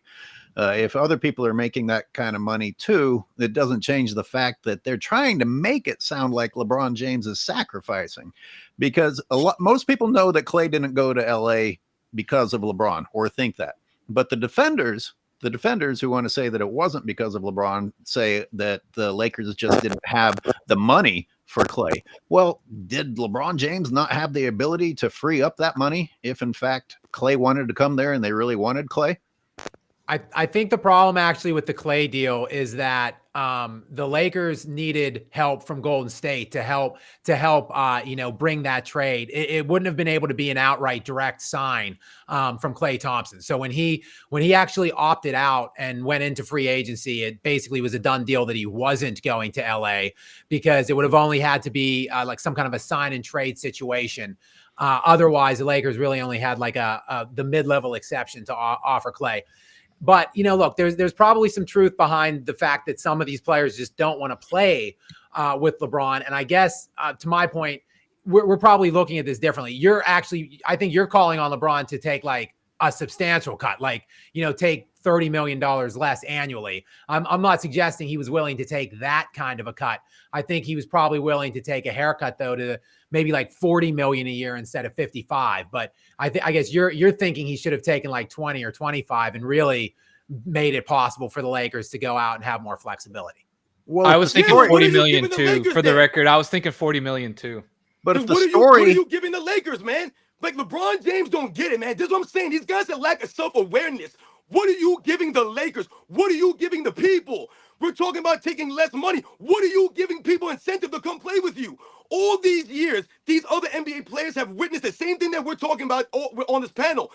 They're not blind. They see the people getting blamed for all this nonsense. Who wants to play with a guy who's not going to take any accountability, man? So you're not willing to take and play for free, damn it? You should be playing for the league minimum at your age, based off of your reputation and the fact that no one really wants to make it happen. You talk about the things with Klay Thompson and, the way they have to navigate these things. If they wanted to get the deal done, then guess what, Scap? The deal's getting done, man, because that's the way LeBron James has shown things have been doing. He got his son drafted to the freaking Lakers, man. These guys will do what they want to do. They got Anthony Davis to request a trade out of New Orleans to come save the day in LA. When people say that LeBron James saved the Lakers because Kobe Bryant ran them into the ground and they were terrible in Kobe's last couple of years. No, Anthony Davis saved LeBron James, man. The Lakers didn't need any saving because they were still respected as the Lakers. They're not respected as the Lakers anymore. Kobe Bryant's got murals all over the world. LeBron got one mural in LA and they vandalized it the same day. That goes to the level of respect that Kobe Bryant garnered and garnished from the people around the country and the world. That LeBron James, once again, told you, he's not worthy of that kind of respect. So the money he's not willing to take is on him because he's a fool for thinking he deserves max money or anywhere close to that. He should be doing the Michael Jordan, donating his money to a foundation or his school or whatever the hell he wants to donate it to, man. Trying to figure out how to make his sneakers more popular because he ain't showing the defensive effort on the court, man. So damn that man. Yeah, it's not. I'm sorry. Somebody came backstage, but I didn't drop the link. It says Pluto. I don't know if that's NNB, but I don't think so. So I don't know how that got out. Anyway, real fast. Hoop God, what do you have to say about the max contract? Yeah, so I'm gonna be brief, so I may go over, but I wanted to come back to something that I think Scap and Sports and Fitness had mentioned earlier. Now, I was looking, just doing a little bit of researching, and the thing with Shaq, right? Shaq was the most dominant player. So for chat, listen to me again. Shaq was the most dominant player, okay? But in my estimation and what I'm seeing, Kobe was the more effective player. Here's why. In the playoffs, Kobe Bryant was only assisted by his team at a 36%, 35%, 26%, 30%, And only in 2003-04 was he assisted at a 40% clip. For comparison, when Kyrie Irving played with LeBron, Kyrie Irving was getting hits. He was accounting for only 20% of the offense from the team. So 80% of Kyrie's offense was coming from himself, much like 70% of Kobe's offense was coming from himself. Let's get to Shaq. 65% of Shaquille O'Neal's offense was being assisted on from the team. And if I had to gander, 40% of those is coming from Kobe playmaking. So that's how I want to also add to this whole Shaq and Kobe narrative, who carried who. Now, getting to the contract, come on, y'all, let's be honest. LeBron got to pay his flunkies, y'all. So yeah, he will get Dave McMillan and all the other media flunkies to say, well, yeah, LeBron's taking his pay cut. No, it's not. He's only taking $1 or $2 million less or whatever, but he still has to pay those flunkies, the Nick Rice, the Shannon Sharps, the Colin Cowturds. He got to pay those guys, right? Because if he doesn't pay them, he's not relevant. I'm gonna end it with this note. Michael Jordan does not have to mention LeBron James' name to be relevant. But you notice Clutch Sports, Snitch Paul, and all them guys, they have to bring up Michael Jordan's name every day for LeBron James. Why is that? Because they know Michael Jordan is the standard. That's all I got to say on that. All right. I'm going to drop the link for people that want to call in. You can ask us a question, and we'll go around the horn otherwise regarding it. But the easiest way to do that is to come to my channel. If you like the show or you like what I have to say, please subscribe to my channel. But the easiest way to call in is to do it through my channel. And just as a sidebar, you should go and like and subscribe and put on the notifications for everybody in this stream. I mean, we got over 1,300 people watching this right now. So if you haven't, I think that's a good idea to do so if you like what we have to say. But I'm dropping the link right now. And then we'll wait for people to call in. But I'll be right back. I'm going to use the bathroom real fast if you guys just want to have an open discussion real fast.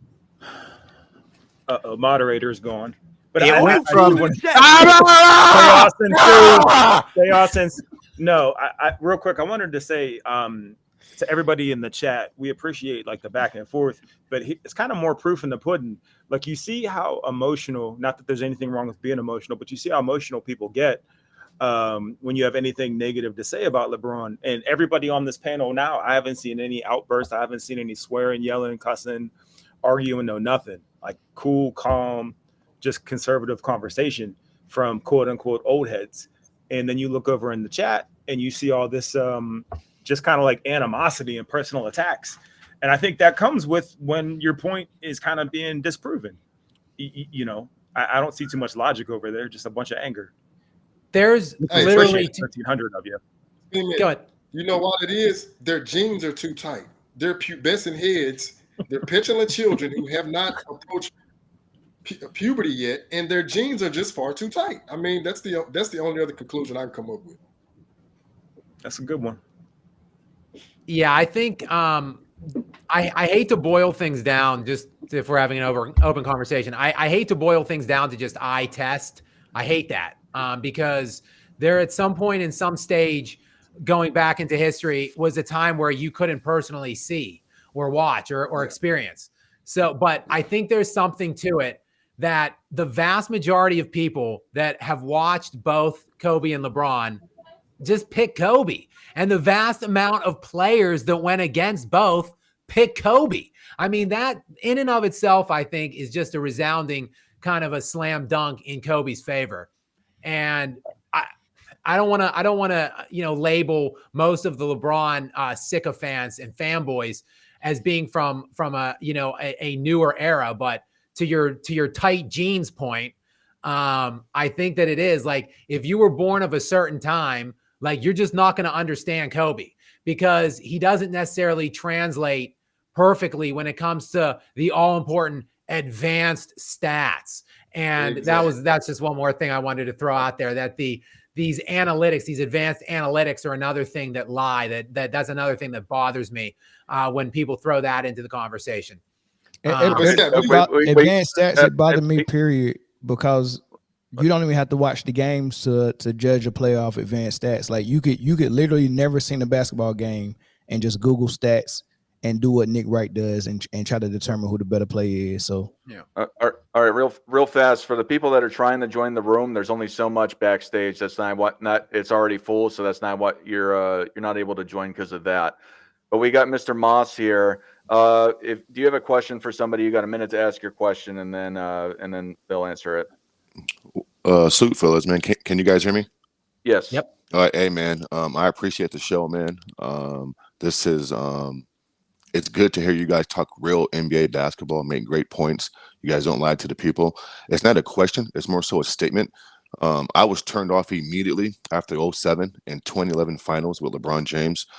I've never seen a star player of that caliber fold under pressure, average 2 points in the fourth quarter versus Dallas Mavericks. You allowed Jason Terry off the bench to outscore you and talk mess to you. You allowed JJ Barrera. You couldn't even post up Jason Kidd and hit the backboard, right? And then you come out years later and you make an excuse, right? Sports and Fitness Rant talks about self-awareness and self-accountability. This dude has none of that. When Kobe played bad versus the Detroit Pistons, he talked about, from a schematic standpoint, they pushed our offense too far up past the three-point line, and I could have done a better job at getting ourselves into the offense. I mean, I appreciate sports athletes who take accountability and say, you know what, this one's on me, right? And so we've never seen a meltdown of that caliber. How can you even be mentioned with the Kareems, the Kobe's, the Tim Duncans, let alone the Michael Jordans, and you averaged 17 points, and you were the fifth or sixth best players in the NBA Finals on the biggest stage? I mean, Magic Johnson was quoted saying, "Can LeBron James stop Jason Terry?" I mean, it's flat out pathetic. You know what I'm saying? And so, can you guys just kind of talk about that in that moment, that series? Because I feel like we don't harp on that enough to kind of just credit who he is. But hey, man, great job, you guys, man. Yeah. Great show. So we man. got a Enjoy. lot of callers trying to join. Who do you want to answer that question? I want Sports and Fitness Rant to do it because he gonna give it to me raw and cut. All right, Robin, Oh, what do you got to say? Yo, much respect, man. Yo, this is what I'm talking about, man. See, yo, much respect to my man Moss out here, man, talking about LeBron James in the 2011 NBA Finals and a meltdown. And let's take it a step further here and talk about LeBron James in the post-game press conference after the finals, man. Right, let's talk about the way he told the people out there to go back to our boring lives, man. This has been LeBron James' MO, man. This is why I tell you guys, LeBron James has no class, no integrity. Wasn't it LeBron James in the 2011 finals fake coughing and acting all silly, mocking Dirk Nowitzki? And what did Dirk Nowitzki do? He decided to turn the heat up on LeBron James. And where was LeBron James to guard Dirk Nowitzki and take over that series and be a true champion? Once again, it's not always necessarily about winning and losing. It's about how you lose. Kobe Bryant would have taken on the challenge to try to do something, to make an effort on what? The defensive end. Did LeBron James, because he was averaging 17 points a game or whatever he was averaging, did he decide to do something on the defensive end? Did he decide to be a dominant rebounder or any of those things? Did he decide to galvanize the teammates with his leadership? No. Instead, this man's arguing with Mario Chalmers on the sideline. He's doing all kinds of nonsense.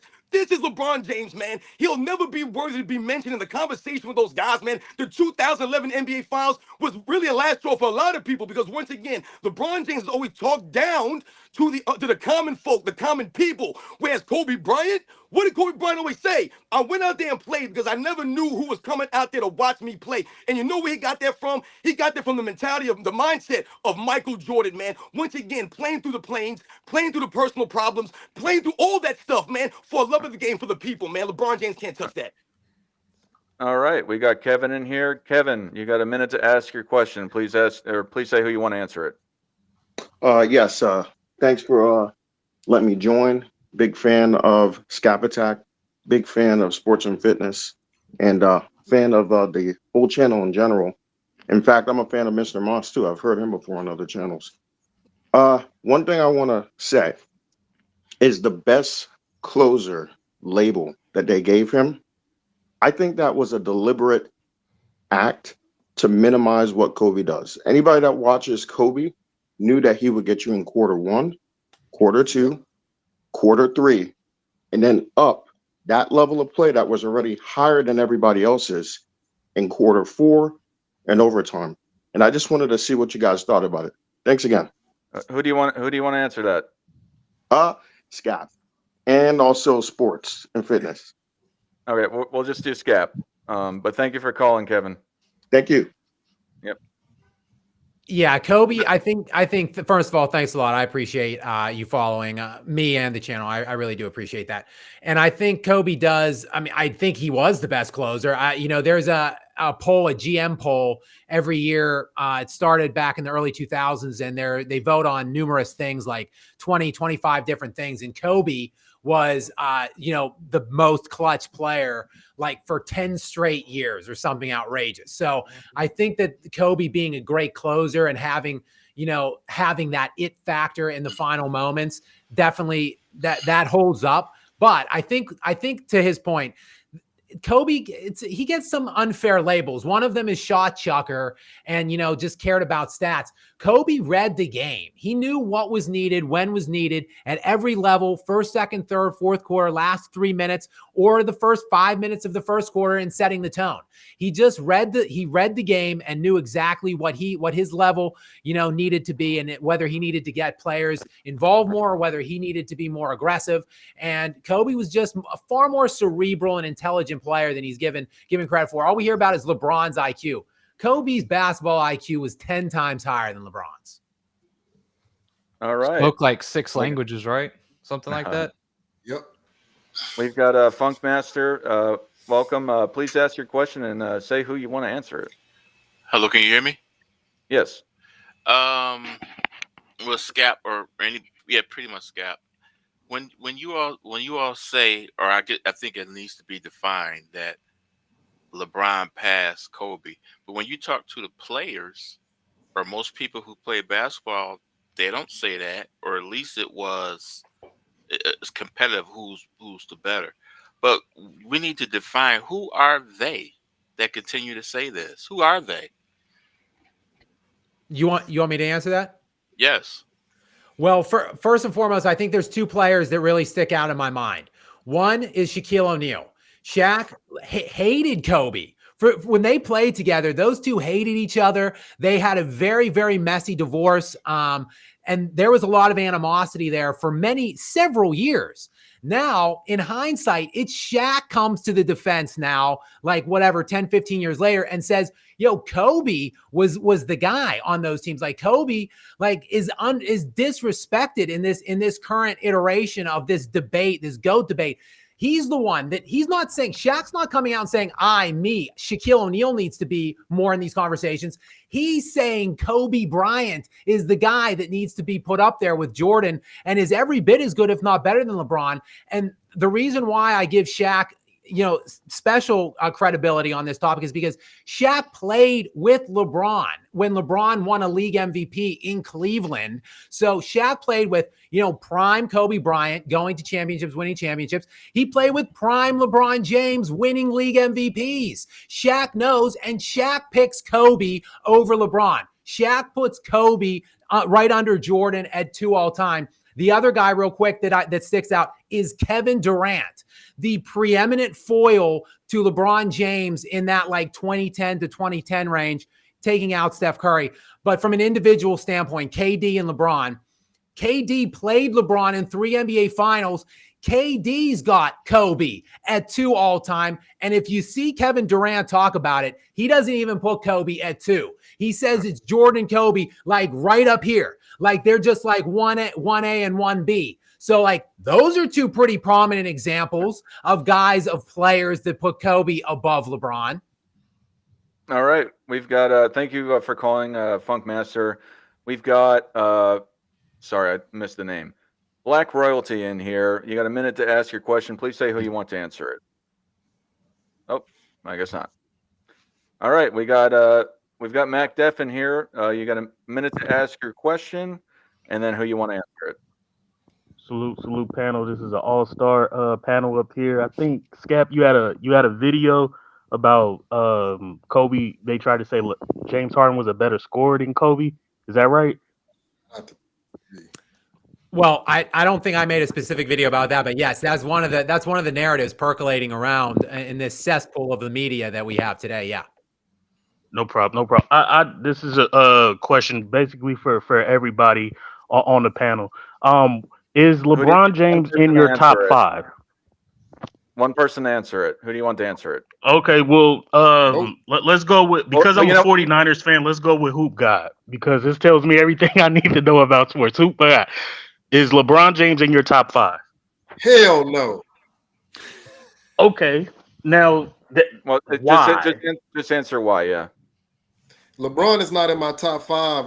I mean, there's numerous reasons, but no, a king cannot leave his kingdom and still want to be in that class. Because you look at the other guys, they didn't leave their kingdom. So no, I can go on, but I'm gonna keep it short because I know there's other callers waiting.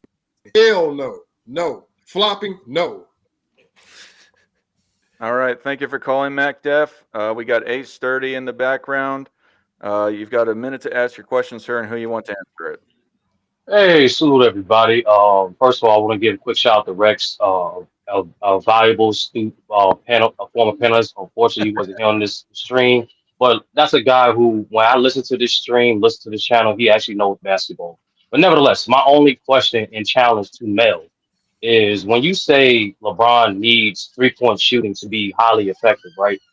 Then a guy like myself who's a actual student of the game, I go back and I go to 2020 and I realize that Lakers team wasn't a good 3-point shooting team, and yet he led the league in assists by averaging nearly 25 points with a team that was bad 3-point shooting. But like, can you elaborate on how he needs 3-point shooting around him to be effective? And I got one more statement after that, just a statement. Yeah, because his offense is predicated around a spread floor, having at least 3 shooters space the floor for him, and a screen setter to set his screen. A lot of times that screen setter is a 3-point shooter like Bosh or Kevin Love as well. But I mean, just like Harden and his offense in Houston, just like Westbrook and OKC, just like Luka in Dallas, that's the offense they run. Spread the floor. I need to get this my best player the ball in his hand, middle of the floor, high screen roll, and he needs to come down hill with a head full of steam, try to get to the hole, or use his secondary gift, which is his passing, to find the open shooter. That's their offense, and that's what he strives at. Without that 3-point shooting, he had to play more of a conventional or traditional style of basketball, which he doesn't. He don't have those skills and attributes to flourish like he wants to in those. Like, he's not going to kill in the mid-range game. He's not going to kill in the post. He's not going to kill without the ball. So he can still be good and still be great, but he won't be that much effective. But yeah, for him to be able to do it and win in the bubble with that team he still had some shooting around. He still had Caldwell Pope. He still had Avery Bradley for most of the season until into the bubble started. He still had all that stuff, and he had a lot of advantages with size as well. Dwight Howard, JaVale McGee, Anthony Davis, and Anthony Davis played lights out as well. So I mean, he had damn near a super team on that. So yeah, when you stack your squad, that also hides your deficiencies as well. But he mostly hides it by having that floor spread. Hey, man down, let me add real quick to your question. No, man down is correct because AD went 50, 40, 90. Matter of fact, he went 57, 43, 91 in those 2020 finals. So what man down said is correct. And that's not something that's not something that we made up. You listen to ESPN, and every single season they're talking about changing the roster to spread the floor for LeBron James. I mean, LeBron apologists are saying this. There's no argument to be made against the fact that they're doing everything they can to make the floor more wide open for LeBron James's opportunities. All right, we've got Vish Takes in here. Welcome. You've got a minute to ask your question. Please say who you want to answer it. Hey, how are y'all doing? Hello. Can you hear me? Hi, how you doing? Doing good. Not bad. I guess I don't have a question, but I guess I just want to have a statement to say, and then either like Scap or AOH, and y'all could answer. I feel like LeBron and Shaq, they're both like some of the most overrated superstars in NBA history, and that they both are like similar in some ways. Like, they both have a 4-ring count, right? With their last titles being in Florida, with LeBron's is a bubble ring, and Shaq's they're all Shaq fans' arguments is about the Finals MVPs and Finals MVPs. But when it comes down to Miami, not only did like Wade win the Finals MVP, but it was like an absolute landslide. Wade averaged almost 35 points in the NBA Finals in '06, to Shaq being the third leading scorer, averaging 13 points. Just like LeBron averaged, was the third leading scorer in the 2011 Finals, like being behind Wade ironically, and Chris Bosh. Fish sticks. What do you want? What do you want them to? What do you want them to comment on? Just like what do y'all think about that? Overrated. Are they overrated? Is he one of the Yeah, most that's a slap overrated? in the face to Shaq. Yeah, let's let AOH answer this because Scap's had a few of them already so far. As someone who cheered against the Lakers during that time period, Shaq was horrifying.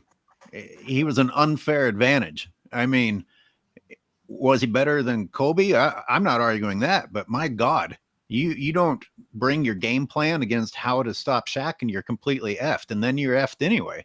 And I always thought that Shaq got some help from the refs. Some people will argue the opposite, that they got away with fouling him. I didn't really see it that way, but man, Shaq was agile and he looked like a dinosaur amongst humans out there. He had that side, and he's not like today's big men that want to pussyfoot around in the paint. He will crush your skull with the dunk after he gets through the double team. That guy was horrifying. I hated the fact that the Lakers had him. Now, Shaq obviously had some poor work ethic, and when he was dancing around the NBA at the end, he was not the same guy. But I've seen some highlights from his time in Miami. You have a guy that size, and people today have guys on their teams that they will justify just for being able to clog up the paint or be an intimidating presence. Even when Shaq was not himself, he still had that. All right. What's Hey, that? Dark, can I alert you to something real quick? It's a guy, Bob Lully in the chat. This he keeps spelling the N-word out letter by letter in separate messages. I don't know if you can block him. I tried to put him in YouTube timeout, but I don't know. I don't know if I have the right to do that. Yeah, I'm gonna block him because that's I F that guy. Anyway, thank you for letting me know. I didn't see that. Yeah, for sure. Okay, I thought you were gonna comment on this. We've got Black Royalty here. Welcome. You got a minute to ask your question, and please, or not. All right. I've dropped the. It seems like some of these people got connection issues. I saw Ticket TV trying to get in. Yeah, I saw. Well, I saw that he was in here. I didn't see him say he was trying to get in here. He said it was full. Oh yeah. What up, yeah, fellas? You know, it's What's up? it's Yo, what up? Sorry, man. But we got Buki Allen here. Buki, you got a question. No, I was just saying the times Kobe destroyed the Spurs over his career, LeBron has it. They exposed his weakness. You can't go under the screen on Kobe Bryant, man. It's a joke. They gave LeBron wide open jumpers. LeBron never beat the Spurs in his prime. He had to go to a super team to beat an old Tim Duncan. So hey, it is what it is. It is. Okay, Kobe clears LeBron. Yeah, I think. Yeah, He's sorry. not on Larry Bird. Yeah, He's let's not try on Larry to. Bird level either. Word. That's all I want to say. Yep, we're gonna try. Yeah, thank you. I'm sorry. I didn't mean to Sorry, are interrupt you in a tunnel?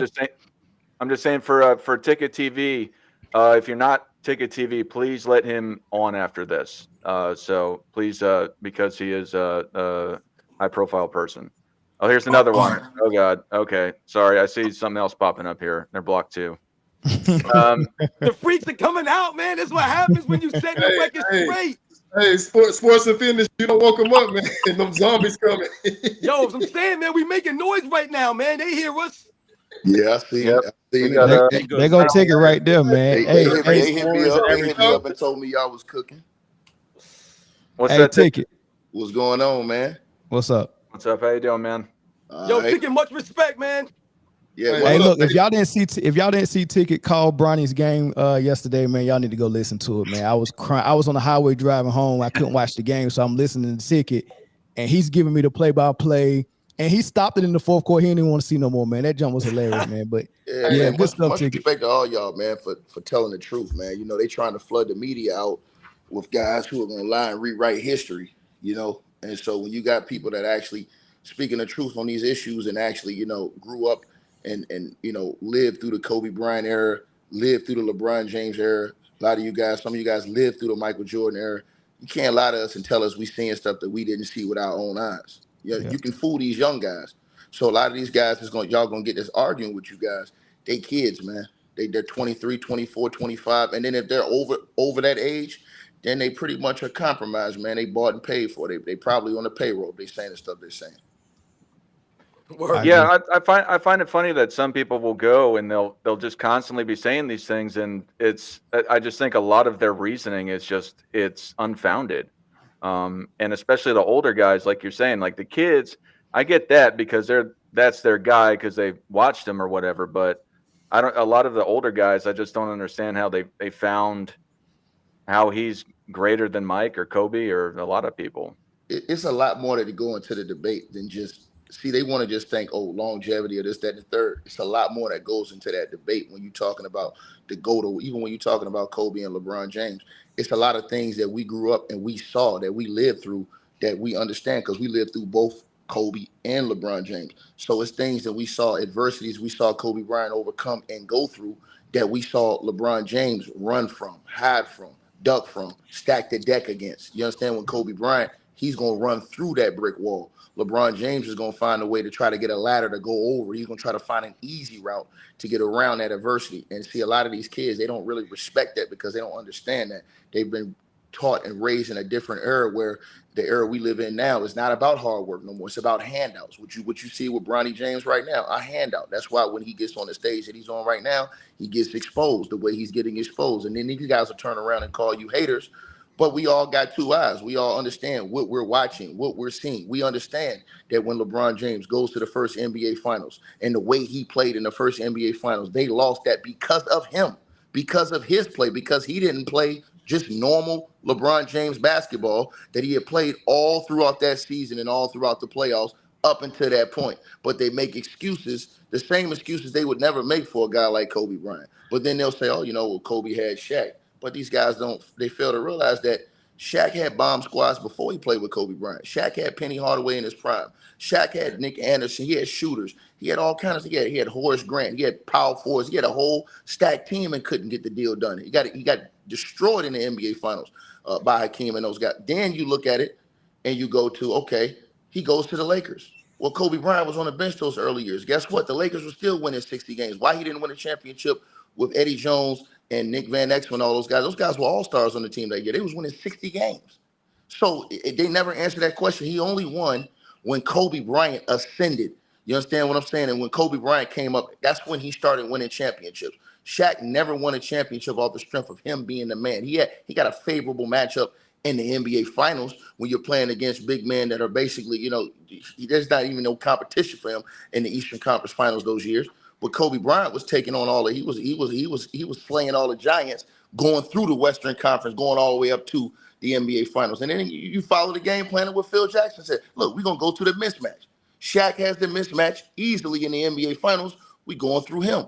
So that's what you're supposed to do. If LeBron, and these guys don't understand this, if you had LeBron James, if he's playing with Shaq at that time, he's gonna have to do the same thing Kobe Bryant did. He's not gonna be able to play his game and tell Shaq, hey, go stand in the corner and go do this, go do that. You're not doing that to the most dominant big man, and one of the most dominant big men in the history of the NBA. You're not doing that. You're gonna throw the ball into Shaq and you're gonna play off him. But that's the thing. LeBron would have got exposed because he can't. He can only play a certain way. These young kids don't understand that. They come on, they call you guys haters, and they try to put all of these plants in the media to try to phase the voices out. But I'm happy to see all of you guys that are standing on business and standing on truth, man, and that is growing because at the end of the day, man, the things we're seeing now, even the degrading of the Lakers franchise we're seeing now.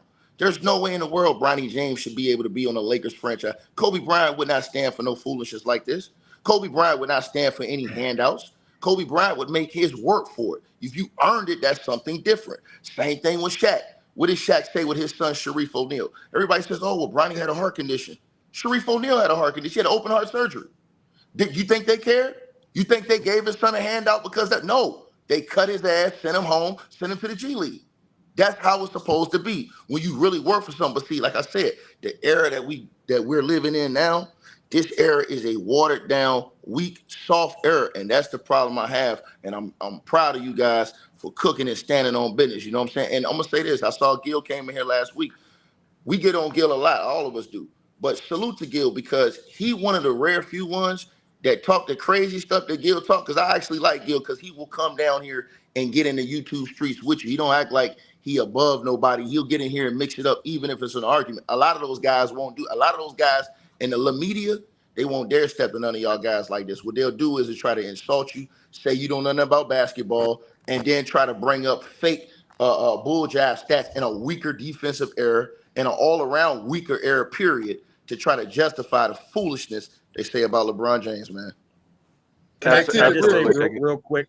Speaking of Yeah, Gil, that man owes me sneakers. If he sees this, Let's see him go for a minute. We'll go around for a minute, and we'll have everyone talk for a minute if they want to respond to Ticket.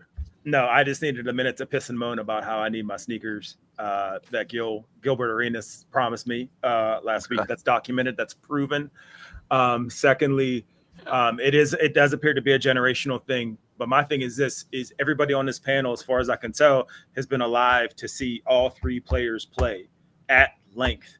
And if it's me, whose word would I rather take? Someone that's been there and experienced it, or someone who's seen the highlights of it, seen the bird's eye view of it? And the generation that we're in now is like, that's what people go off of, one or two highlights. And now all of a sudden, now you know the entire history versus myself. I think, like I said, everybody else in here, they've seen Jordan, they've seen Kobe, and they've seen LeBron, and they've seen all iterations of every kind of league that there's been. This is the weakest it's been, and I think we have the right to say that. Size 11.5, Gil. Let's go down the line. AOH, you have anything to say what Ticket was saying? No. Nah, Ticket cooked the meat off the bone. Pause. But yeah, he said everything. I don't need to fix what isn't broken. You don't have anything to say, Mel? I mean, other than I need Ticket on my panel next week, man. Ticket, I need to holler at you, big dog. But from what he was saying, I mean, it's true, man. Like it's a generation of people that don't know better, and it's a generation of people in mainstream media that's teaching them some bullshit, man. I mean, that's all it is, man. And they falling for it, and it's good that there's some opposition to that, and it has to be opposition, just like sports and fitness say, you got to set the record straight. Every action is supposed to have an equal and opposite reaction, and that's all this is. If it wasn't a lot of capping coming from LeBron's cap in the mainstream, it wouldn't be a correlation of people that's trying to make sure that everybody get what the truth is, and at least get the other side of it, right? So that's all it is, man. We just reacting to the capping. That's all. Hey, just hit me on my email, dog. Yeah, look, man, they fill up the media with these plants, bro. And what they want to do is they want to rewrite history and lie to you. So a lot of these people, they're afraid to speak the truth. Why? Because their jobs depend on it. They don't want to be the one that's left out of these meetings. They don't want to be the one that's kicked out of the gym and unable to get their stories and stuff done. Because LeBron and the media, they can do that to you. They can say, hey, man, I don't want that guy in here. Get him out of here. And the Lakers or whoever it is that's involved, they will kick you out. So instead, what these guys will do is, or these ladies will do is, they will play ball. You understand what I'm saying? Just to stay in the room. They know they're lying. They know they're capping. You understand? Mm-hmm. But LeBron James is smart. What happens is you buy up all the media. You control all the narrative that's being put out there about you. And guess what? Kobe Bryant didn't live in that type of era. Michael Jordan didn't live in that type of space. They were going to criticize. Michael Jordan had one guy that was really going to take up for him in the media. That was Ahmad Rashad. Pretty much everybody else was calling it all the way down the line, however it was. Then you had Kobe Bryant. Who was standing up for Kobe Bryant in the media his entire career? He didn't have the media behind him.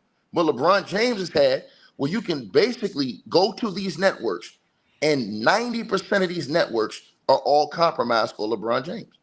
90% of them. Look at ESPN. Look at all of the guys on ESPN. Every single show, you have a full program of guys who are dedicated and ladies who are dedicated to the LeBron James narrative, man. And this is the type of stuff you're fighting against. And it's hard to fight against it when he got that much money behind him. He's got that many people that's lying. And now these young kids are saying, hey, man, you guys are lying. You guys don't know what you're talking about. When you watched it, they didn't. But this way, I'm not trying to interrupt you, but whoever has Elmero in their chat, I tried banning him on my side, but apparently it's still coming through. He's dropping slurs, so I don't know whose room he's in, but I tried banning him on the restream chat, but apparently it's still going through. So And look, I want to say something to Scap. I went at Scap because I was upset at Scap about something he did. I thought Scap has a great channel, and I thought that I love the fact that he stood on business for Kobe because not a lot of guys do that. My only thing with you, Scap, was, man, you got to hold Jokic responsible on the defensive end too, bro. If he's not getting it done on the defensive end, because listen, these are the same standards that Mike, Kobe, and all the great ones are held to. So again, Jokic is a world champion. Nobody can take that away from him. Jokic is a multiple-time MVP. Nobody can ever take that away from him. But when his team or those guys come up short in the playoffs, we got to keep the same energy for him, because what these jockstrap sniffing LeBron James fans going to do is they're going to say, oh, you guys are picking and choosing. That's what they're going to say to us if we don't. I don't know if you saw, I did a lengthy response video to all of the criticism I was getting from my feelings on Nikola Jokic. I can appreciate the criticism for him. I can appreciate the fact that he does need to be a better defender, but ultimately the supporting cast that Nikola Jokic has had it's absolutely absurd when you look at it. It's about a 20-minute video on my channel. I went back and I looked real quickly. I went back and I looked at every league MVP since 1984. So I looked at all, I believe it's 23 different guys that won a league MVP from 1984 to present. And then I looked at all of their first 9 seasons in the NBA, which is how many years Nikola Jokic just completed his 9th season.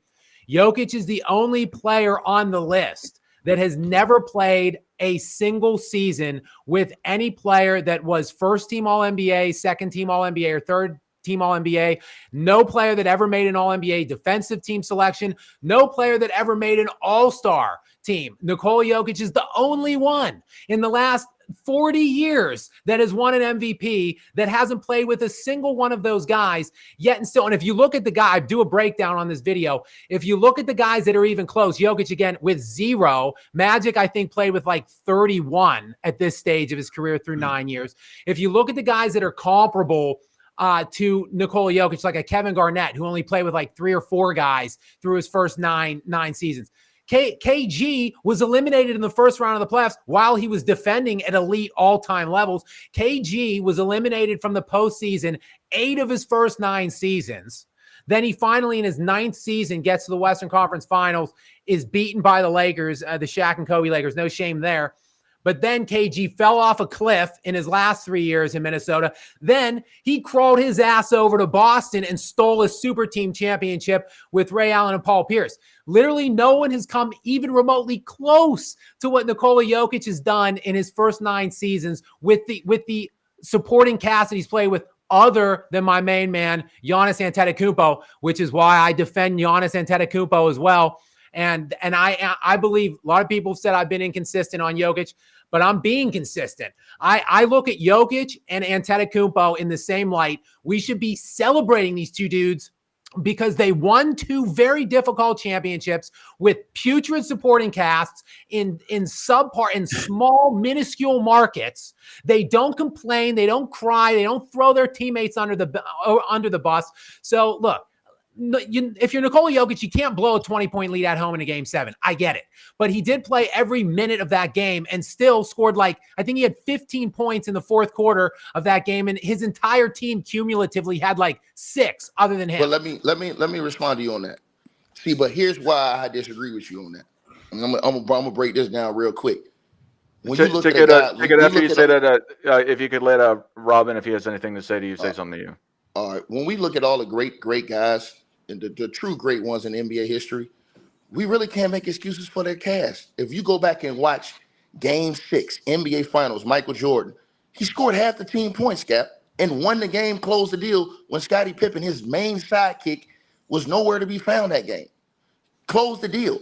Can't have so that right there, that excuse for Jokic, that eliminates that excuse. Secondly, we have to think about this. Jokic doesn't really have any competition in this era playing at his position. He Oh, didn't for really have to fuck's go sake. through all the killers like they did in the 90s, all those big men that was out there in the 90s. Jokic really pretty much has a cakewalk unless he's playing against Joel Embiid or 2 or 3 other centers in the league. So he really isn't playing any really great competition at his position. He is great. He is a world champion, and I do think he's one of the all-time greats. I'm just saying, and then when you look at his role players, his cast, we got to take this into equation. His main guy, the only reason why he's not an all-star, not all NBA, is because he's been hurt too many games.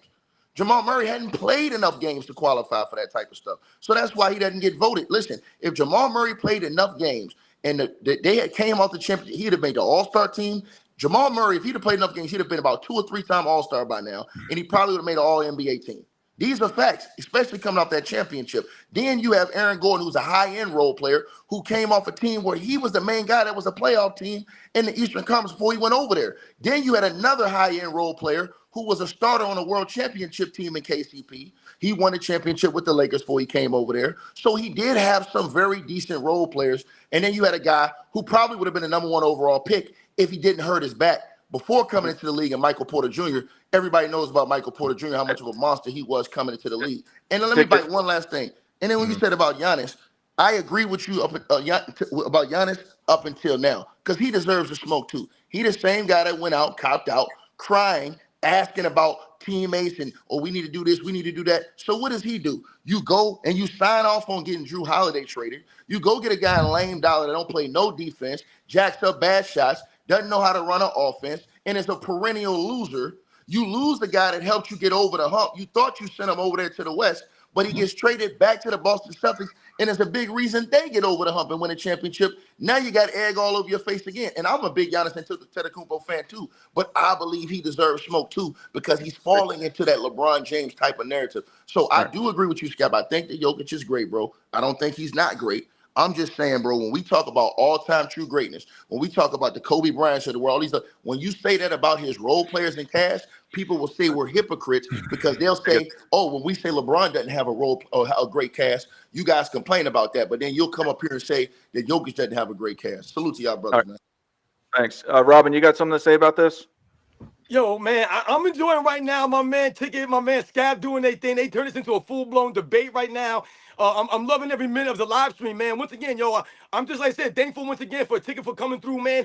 Because once again, he's an OG out here in the YouTube streets, man. He's been holding it down and representing for years, man. Like I said, man, an inspiration for a lot of people out there as far as standing up. And I wanted to touch really quick on what he talked about as far as it pertains to growing up and watching the game. I saw someone in the comments say something about remembering, just because you watched it doesn't mean you remembered it. I want to explain something to the people who may not have grown up. I was born in 1980, all right, man? All disclosure out there. I'm 43 years old. I'll be 44 this year.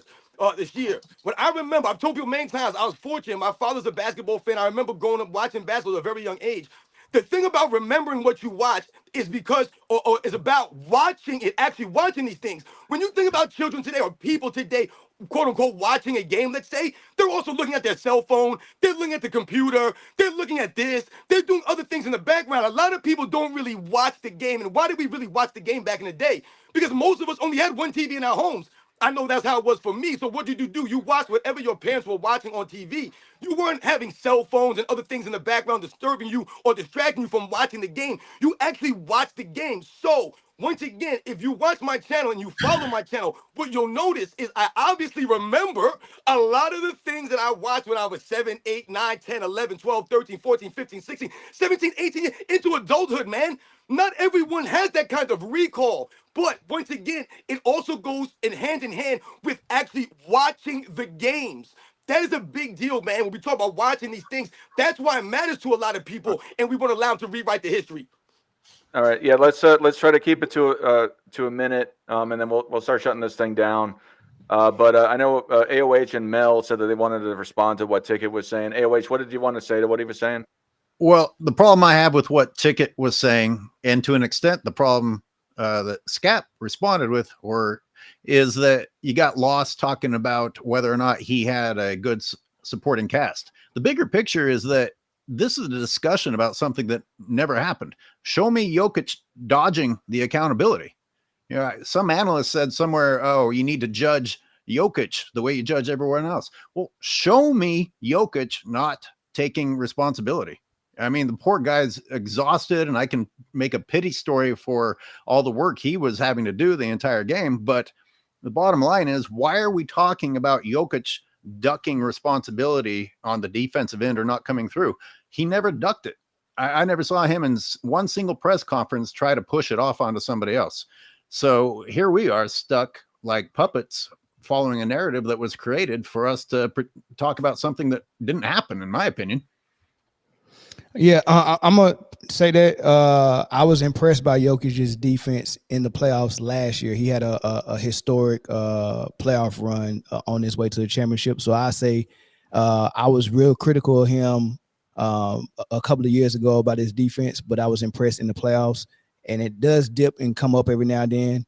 But Luka, on the other hand, has never even had a run like Jokic had where he actually plays with lockdown defense. So he deserves more criticism than Jokic. But I disagree a little bit with what you were saying, Scap, about his supporting cast.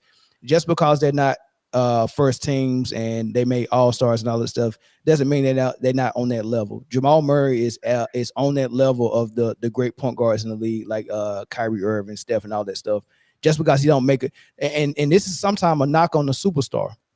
When your superstar does so much of the offensive load, which is what we glorify, the offensive stats, when you got one superstar who's the hub of the whole offense, he's the primary scorer and the primary facilitator. He gets all the assists, he gets all the points. It's hard for your team to shine. They end up doing the dirty work. Aaron Gordon is an all-star level player, but he'll probably never make all-star because all he does is slash to the basket, rebound, and play defense. Jamal Murray, he gets that 1B or that number 2 role where, when Jokic needs me, I need to perform. And Michael Porter Jr. is just sitting over there in the corner waiting for 3-point shots, catch and shoots. He's not allowed to do anything. He can't make a play for himself.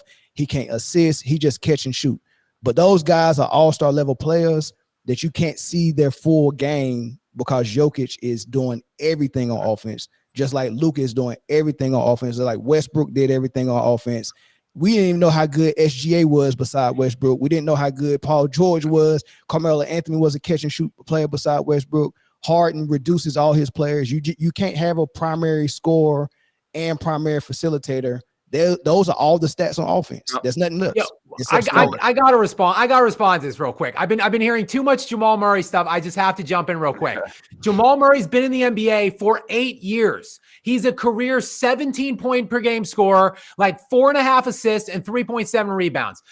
In this 8-year span where scoring is ridiculous. Like in the last 8 years, we're looking at like 110 point per game averages league wide. Like this is the era where it is statistical inflation. And yet Jamal Murray's only a 17-4 per game player. Like if you want to say he hasn't been an all-star because of lack of availability and injuries, fine, let's wrap that in. In 3 of the last 4 playoff runs for Nikola Jokic, Jamal Murray has either been unavailable, he didn't play in 2 of the last 4 at all, and then he was extremely physically compromised in this playoff run. Guys, he was sheer ass. He shot 49% for the playoffs this year. One season, 1 year out of 8 years in Jamal Murray's playoff lifetime has he played like a legitimate bona fide MVP, just regular all-star. And what happened in that one season? Nikola Jokic won the NBA championship. Like he just needs one viable all-star level contribution, and he's going to run the playoffs every year. He didn't get it this year. Give me a name. Give me a name. Who does he need? Hey guys, let's not let this devolve. There's a couple things I want to address. Please let Scap answer that question, Dart. Please, but just give me a name. Who does he need? There's a plethora of better guards available right now. One name, Scap. One name. I mean, I would take Devin Booker over Jamal Murray and he's he's the second option on his team. And Devin Booker's going to do exactly what Michael Porter Jr. is sitting in the corner waiting for a 3. Okay, all right, guys. Devin Booker will actually make more than 20%, which is what Jamal Murray did in the playoffs this year. Let's take a break on this. AOH says he has to go. If it want to do a sign off, and then there's a couple of things I want to address, and then if Nick or Hoop God want to say anything about Ticket TV, and then we'll sign off here. AOH, you have anything to say to the people? No, thanks for having me, guys. Another great panel. Got to run. Got to work on some other things. Yo, be good, man. Absolutely. Hey, Sturdy, thanks for that super chat. So, A Sturdy has challenged Mel to $100 debate with an objective platform with objective judges.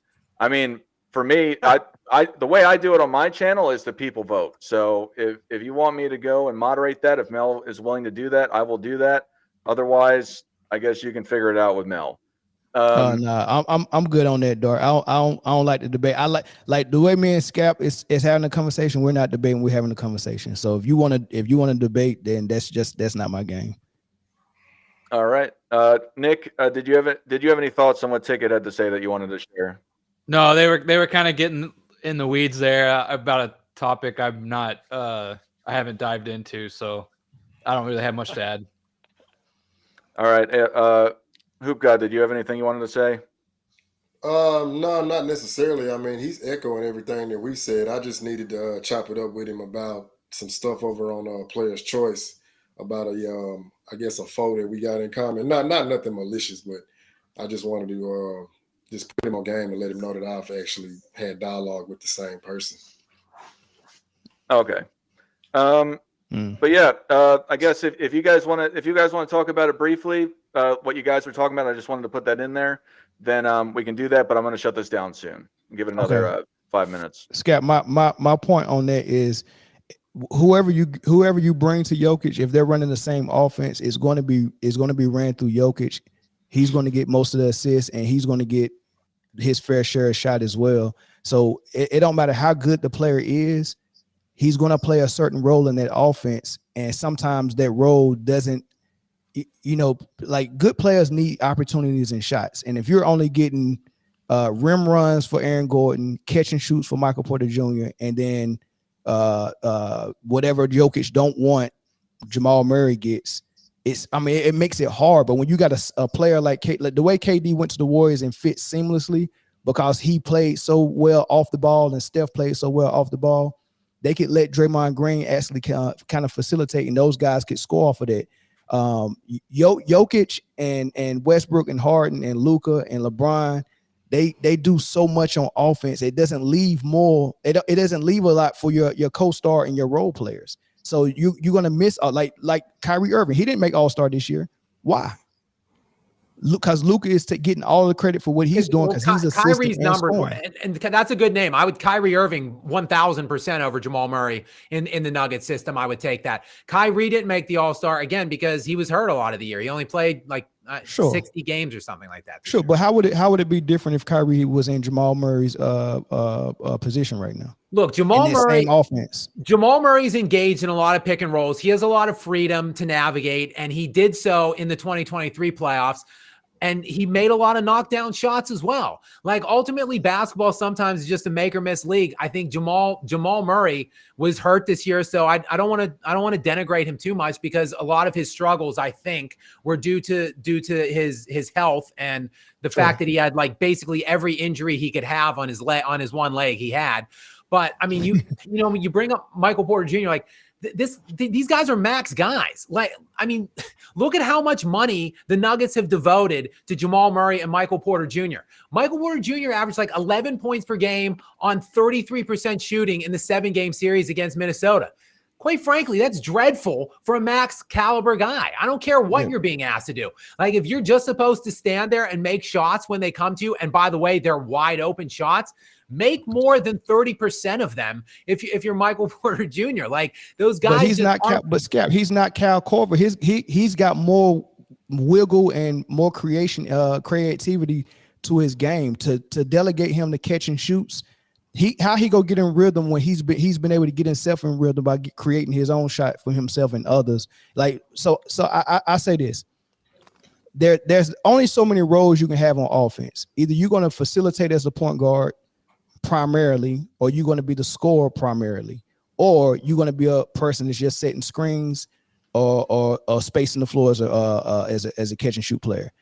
Jokic have both of the main roles on offense. Jokic he owns primary facilitator, primary scorer. Which one does Jamal Murray have primarily? Which role does he has primarily? Real fast. So Scap, Ticket TV says he wants to set up a debate between you guys. I'll moderate it. Are you willing to Sure. debate Ticket What's the TV? topic? Is it this topic? Sure. Yeah. Hey, Scap, can you drop your email in the chat too? I had a couple more things I want to dialogue with you about Kobe. I need Sure, yeah, everybody's absolutely. email. I need phone numbers and emails from all of y'all. Don't be scared. I share my phone number in the chat too. I'll drop Don't be mine. scared. Don't be scared to text. The yeah, I guess we'll shut it down here. We'll set up the email between Scap Attack and Ticket TV. Ticket, I don't know if you have your email on your website. If not, if you could email me at either email Jay or you could email me at michaeljordanfans@gmail.com. Unless you can put it, if you're still in here, if you could put it in the chat, I'll go check that thing out that way. But yeah, for everyone though, Steam Engine, you have anything you want to say to the people before we get going? No. As always, just we appreciate the conversation. Gets my Sunday going. Ends my Sunday basically. What about you, Mel? You got anything to say to the people? Nah, man, I appreciate everybody, man. Scap, hey man, it was good having that conversation with you, man. I'm glad we can disagree in a civil way. And everybody else, man, I appreciate y'all for having me on and all that stuff. Dart, thanks for the invite. Oh, sports and fitness. I need your number, big dog. Yeah, Hey, I'm gonna get at you when we get off here. Hey, I got your number. To that brother who sent me his number, I got your number. I'm gonna send you. I'm gonna hit you. I'm gonna send you a message after this over with. All right, that was me, Ticket. That was Man Down Sports. That was me. To the other brother that said something, I'm gonna hit you up. And it's Scap, again, I rock with your content, bro. I just disagree with you on the Jokic situation. Not saying that Jokic is not great, but I don't think that we can give guys excuses about role players. And I think that you undermine Jamal Murray a lot because, first of all, we do know he was dealing with a serious injury. Second of all, Jamal Murray is the one who closed the casket on the Los Angeles Lakers late in those games. Even though Jokic was balling, those games was right there in the balance for the Lakers. And Murray was the one who closed the casket on them not once, but twice in that series. And Murray has played at all world levels in the NBA Finals on that big stage where a lot of guys freeze up. Murray's game elevated to superstar status in the NBA Finals, and he has been major in playoffs for them. So I think that he should get more credit for the way he's played overall in their playoff runs. I mean, because I don't remember that you was criticizing Jokic those years where they played the Lakers in the bubble and it was Jamal Murray that was out there holding it down, or when Jamal Murray was out there cooking Donovan Mitchell in the playoffs and Jokic didn't really show up, and that was Murray that really was holding that series down. So I think it's like giving. I do think that Jokic is the guy. You know what I'm saying? I just think that you can't undermine those other guys because I just think that those, and that's when we talk about Jordan, when we talk about Kobe, when we talk about LeBron, those are the things we preach against. We preach against guys saying, oh, LeBron didn't have nobody. He didn't have no role players. He didn't have no cast. Well, bro, I go to it again. True greatness shines like Michael Jordan did. Go back to Game 6, 19, what year it was? Sports and Fitness Rants, NBA Finals in Utah. Everybody stayed at home except for Mike. Mike said, okay, to hell with it. I'll go get it myself. On the road. We ain't going to Game 7. Because he knew what was going to happen in Game 7. That's true greatness. We've seen Kobe. Go ahead. Ticket, I was going to say, how about we save it for the debate? You could leave your email in here, or you could leave your phone number, and then I could set it up between you and Jay, and I can host it. Have an unbiased chat. Yeah. I love to have a dialogue with him. Like I said, man, I think real quick, hey, Ticket. So I've been on your other channel too, man, since 2001. Shout out to James. His quote. If you could put in the private chat, Ticket, on the bottom left if you're on the computer. Okay. Hey, but Ticket, I wanted to say, hey, we have a common foe on this basketball thing because I've debated town on occasions, right? And I thoroughly cooked him. So I've seen what you've been doing, dog. I wanted to salute you because I saw how they try to like pull this little gang up on you on Player's Choice. So we've been out here watching, bro. We've been ripping, dog. That's what happens when you cook these LeBron James jockstrap sniffers. I told you, man, they roll deep out here, bro. But at the end of the day, you just got to stand on business. And like I said, I believe in a lot of the things that Scap talk about, especially when he talks about guys like Kobe, especially when he talks about the all-time greats of the past, the Larry Birds, all of these guys who came up, who actually went through the grind, who actually worked hard, who actually overcame adversity. These guys wasn't out here trying to stack the deck. They wasn't trying to team up. And Kobe Bryant ran away from Shaq to prove he was great. He tried to run away. LeBron James has ran to greatness to try to prove he's great. He's tried to run two all-time greats. He's tried to form super team after super team and still trying to form super teams because he still want. Think about this. You're 40 years old. People are saying you're still playing at this level, but why is he really still playing? Because he's trying to still catch guys like Kobe, guys like Mike, and the media never wanted to have a conversation about Kobe. You know why? Because they knew that wasn't a conversation that they legitimately can have. Because when you just look at the game for game, there is no comparison. When you look at Mike, they say, "Oh, what about these inflated stats, bro? I got two eyes. I don't need to see no stats. All I need is to see what I'm seeing from my eyes when I watch Mike and when I watch LeBron James, and it's two different levels. And that boy LeBron James ain't on that level. He ain't on that level, and he ain't on that Kobe level. So I do respect what Scap stand for the most part of his channel. I was just getting at him about Jokic and now Giannis. Go ahead. Yeah. I was going to say we're trying to shut this down, Ticket, but listen real fast. Do you think that Michael Jordan fans are the best, and are you willing to say it? Yeah, man. I mean, Jordan's the GOAT. It's not even listen, bro. This ain't even a question, man. Even LeBron James was begging for them to drop the Jordan documentary during the pandemic. LeBron James knows this, bro. That man, listen, he knows he's not the greatest. He knows that, but he has to say that. He has to say that, or else he'll look weak in front of his weaklings. So this is the reason why you see the media doing all the stuff they're doing, bro. Listen, they didn't have to do that. Listen, if Michael Jordan wanted to, he could have put pressure on the league and made them draft his son. You don't think he could? He's the owner in the league. He could have gave his son a job. He gave these guys no handouts. That's true greatness on all levels. Playing after playing, he's better than them in every which way, shape, and form. He's better than him in the media world. He's better than him in the marketing and sports world. He's just better all the way across the board. The only thing Jordan doesn't do is try to go out here and buy the whole media and brainwash all these kids by buying the whole media and flushing this rhetoric down their throat every single day. That's all I'm saying, bro. How many coaches this guy had? Why wouldn't he use a free agent? Oh, well, he didn't have no Espo. He left Espo. He didn't have a Tyloo. He left Tyloo. He could have stayed. He was a free agent. He left. So all these lame excuses these guys put out. Oh, he's never had a Popovich. He could have went and signed with San Antonio as a free agent. If he really wanted to win, he could have did what all those old great timers did, which is take pay cuts, man. It ain't no levels when you talk about Michael Jordan, when you talk about Kobe Bryant, and when you talk about LeBron James, man. And my numbers in the private chat. Thank you, sir. Can you just say the phrase Michael Jordan fans are the best? Oh, yeah, Michael Jordan fans are the best. You already know that. There we go.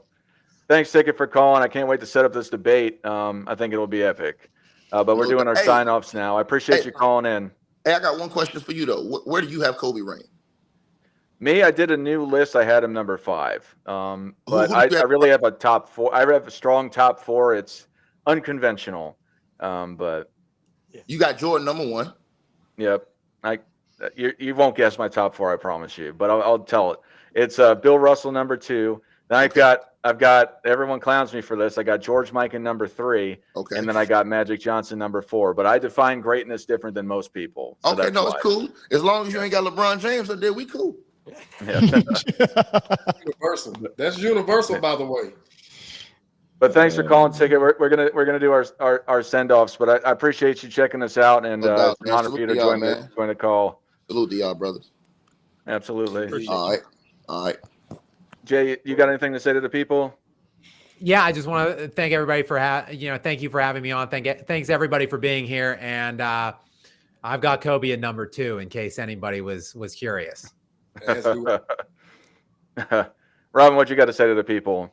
Well, I got something to say to the people out there, man. Listen, I just want to say, man, this live stream, man, having people come out. I saw Johnny Arnett in the comment section, man. Wow, man. Once again, these are large people, man, with large YouTube following. Scap Attack, man. Angry O Hoops, man.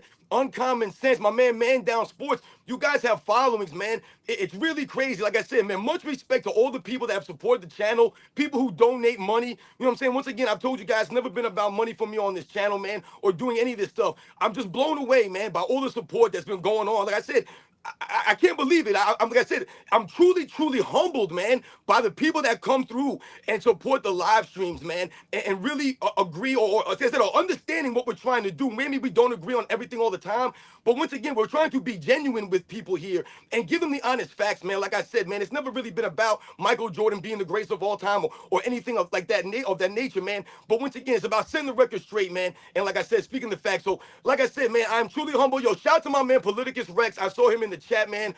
Rex is an old school basketball fan, man. He was one of the original live stream members, man, from when we had like nobody watching these live streams, man. And me and him would go back and forth all the time, man. And he's a true basketball fan. He's not an NBA fan, he'll tell you. He's a basketball fan. So shout out to my man Rex, man. A true fan of old school basketball, man. Shout out to those guys, man. Hey, look, you got Uncut Hoops coming through once again. See what I'm saying, man? People recognize him, man. Shout out to him, man. Uncut Hoops, you don't have an email. I've been I know you've been visiting the channel for a while. We're trying to get you on, but you don't have a public email. So maybe I'll drop I'll drop a video with my email in it if you want to reach out. Anyway, Nick, you got anything to say to the people? No, man. No, I don't have anything. I enjoyed it as always. Always appreciate all the viewers and stuff. So it's just cool to see it grow. Hoop guy, what do you got to say? Hey, another great episode, man. Again, it's imperative that we destroy these narratives. And hey, like my man Sports and Fitness Rant said, hey, yo, we done made our mark, man. You see who's showing up in the chat. Like, hey, we can't be stopped. Cannot be stopped. And I got Kobe #2 as well. And but speaking of all, first I want to go and I want to say thank everybody for coming. It was absolutely amazing. Oh, there's a Scap shirt. Oh, man. But I want to thank everyone in the chat. Thank you all for the super chats and your support in general. All the higher profile YouTubers that came on, thank you for coming and blessing us with your comments. Tika TV for calling in as well. But one thing with the super chats, we'll find a way to find a real standard of how we're going to go and address them. I mean, if y'all couldn't tell, for one, we're blessed that it's a problem that you're sending so many super chats. But it was just so many, it would have just been reading super chats the whole time. So I made a decision to go with the show, but I appreciate all the super chats you did. We'll figure out a dollar limit or something where we will take the time to address it. But it's a great problem to have, and it shows your appreciation. I thank you, and I'll speak for everyone else. So we thank you very much for your support. And with this #2 talk, I was talking with Jay before, and I think this is a good idea for next week. If y'all want to do this, talk about who's the second greatest of all time, because everyone knows who #1 is. Would you all be down to do that topic? Yeah, I think that'd be good. Yes, sir. All right. So tune in next week. I got a lot of info that disproves Kareem being #2 because I know that's revisionist history. So yeah, I'll hold it for that episode. Absolutely. But yeah, thank you everyone for coming. We'll check you out next week. We'll get the Scap Attack versus Ticket TV debate going on. Check out the MJFB Summer Debate League as well. I know some of y'all are FYF fans. He's in it as well. Robin's got a debate later this afternoon at 8 p.m. Eastern, where he's going to be debating Kobe Bryant versus LeBron James. He'll be defending Kobe Bryant. If you want to check that out live on my channel, come do it.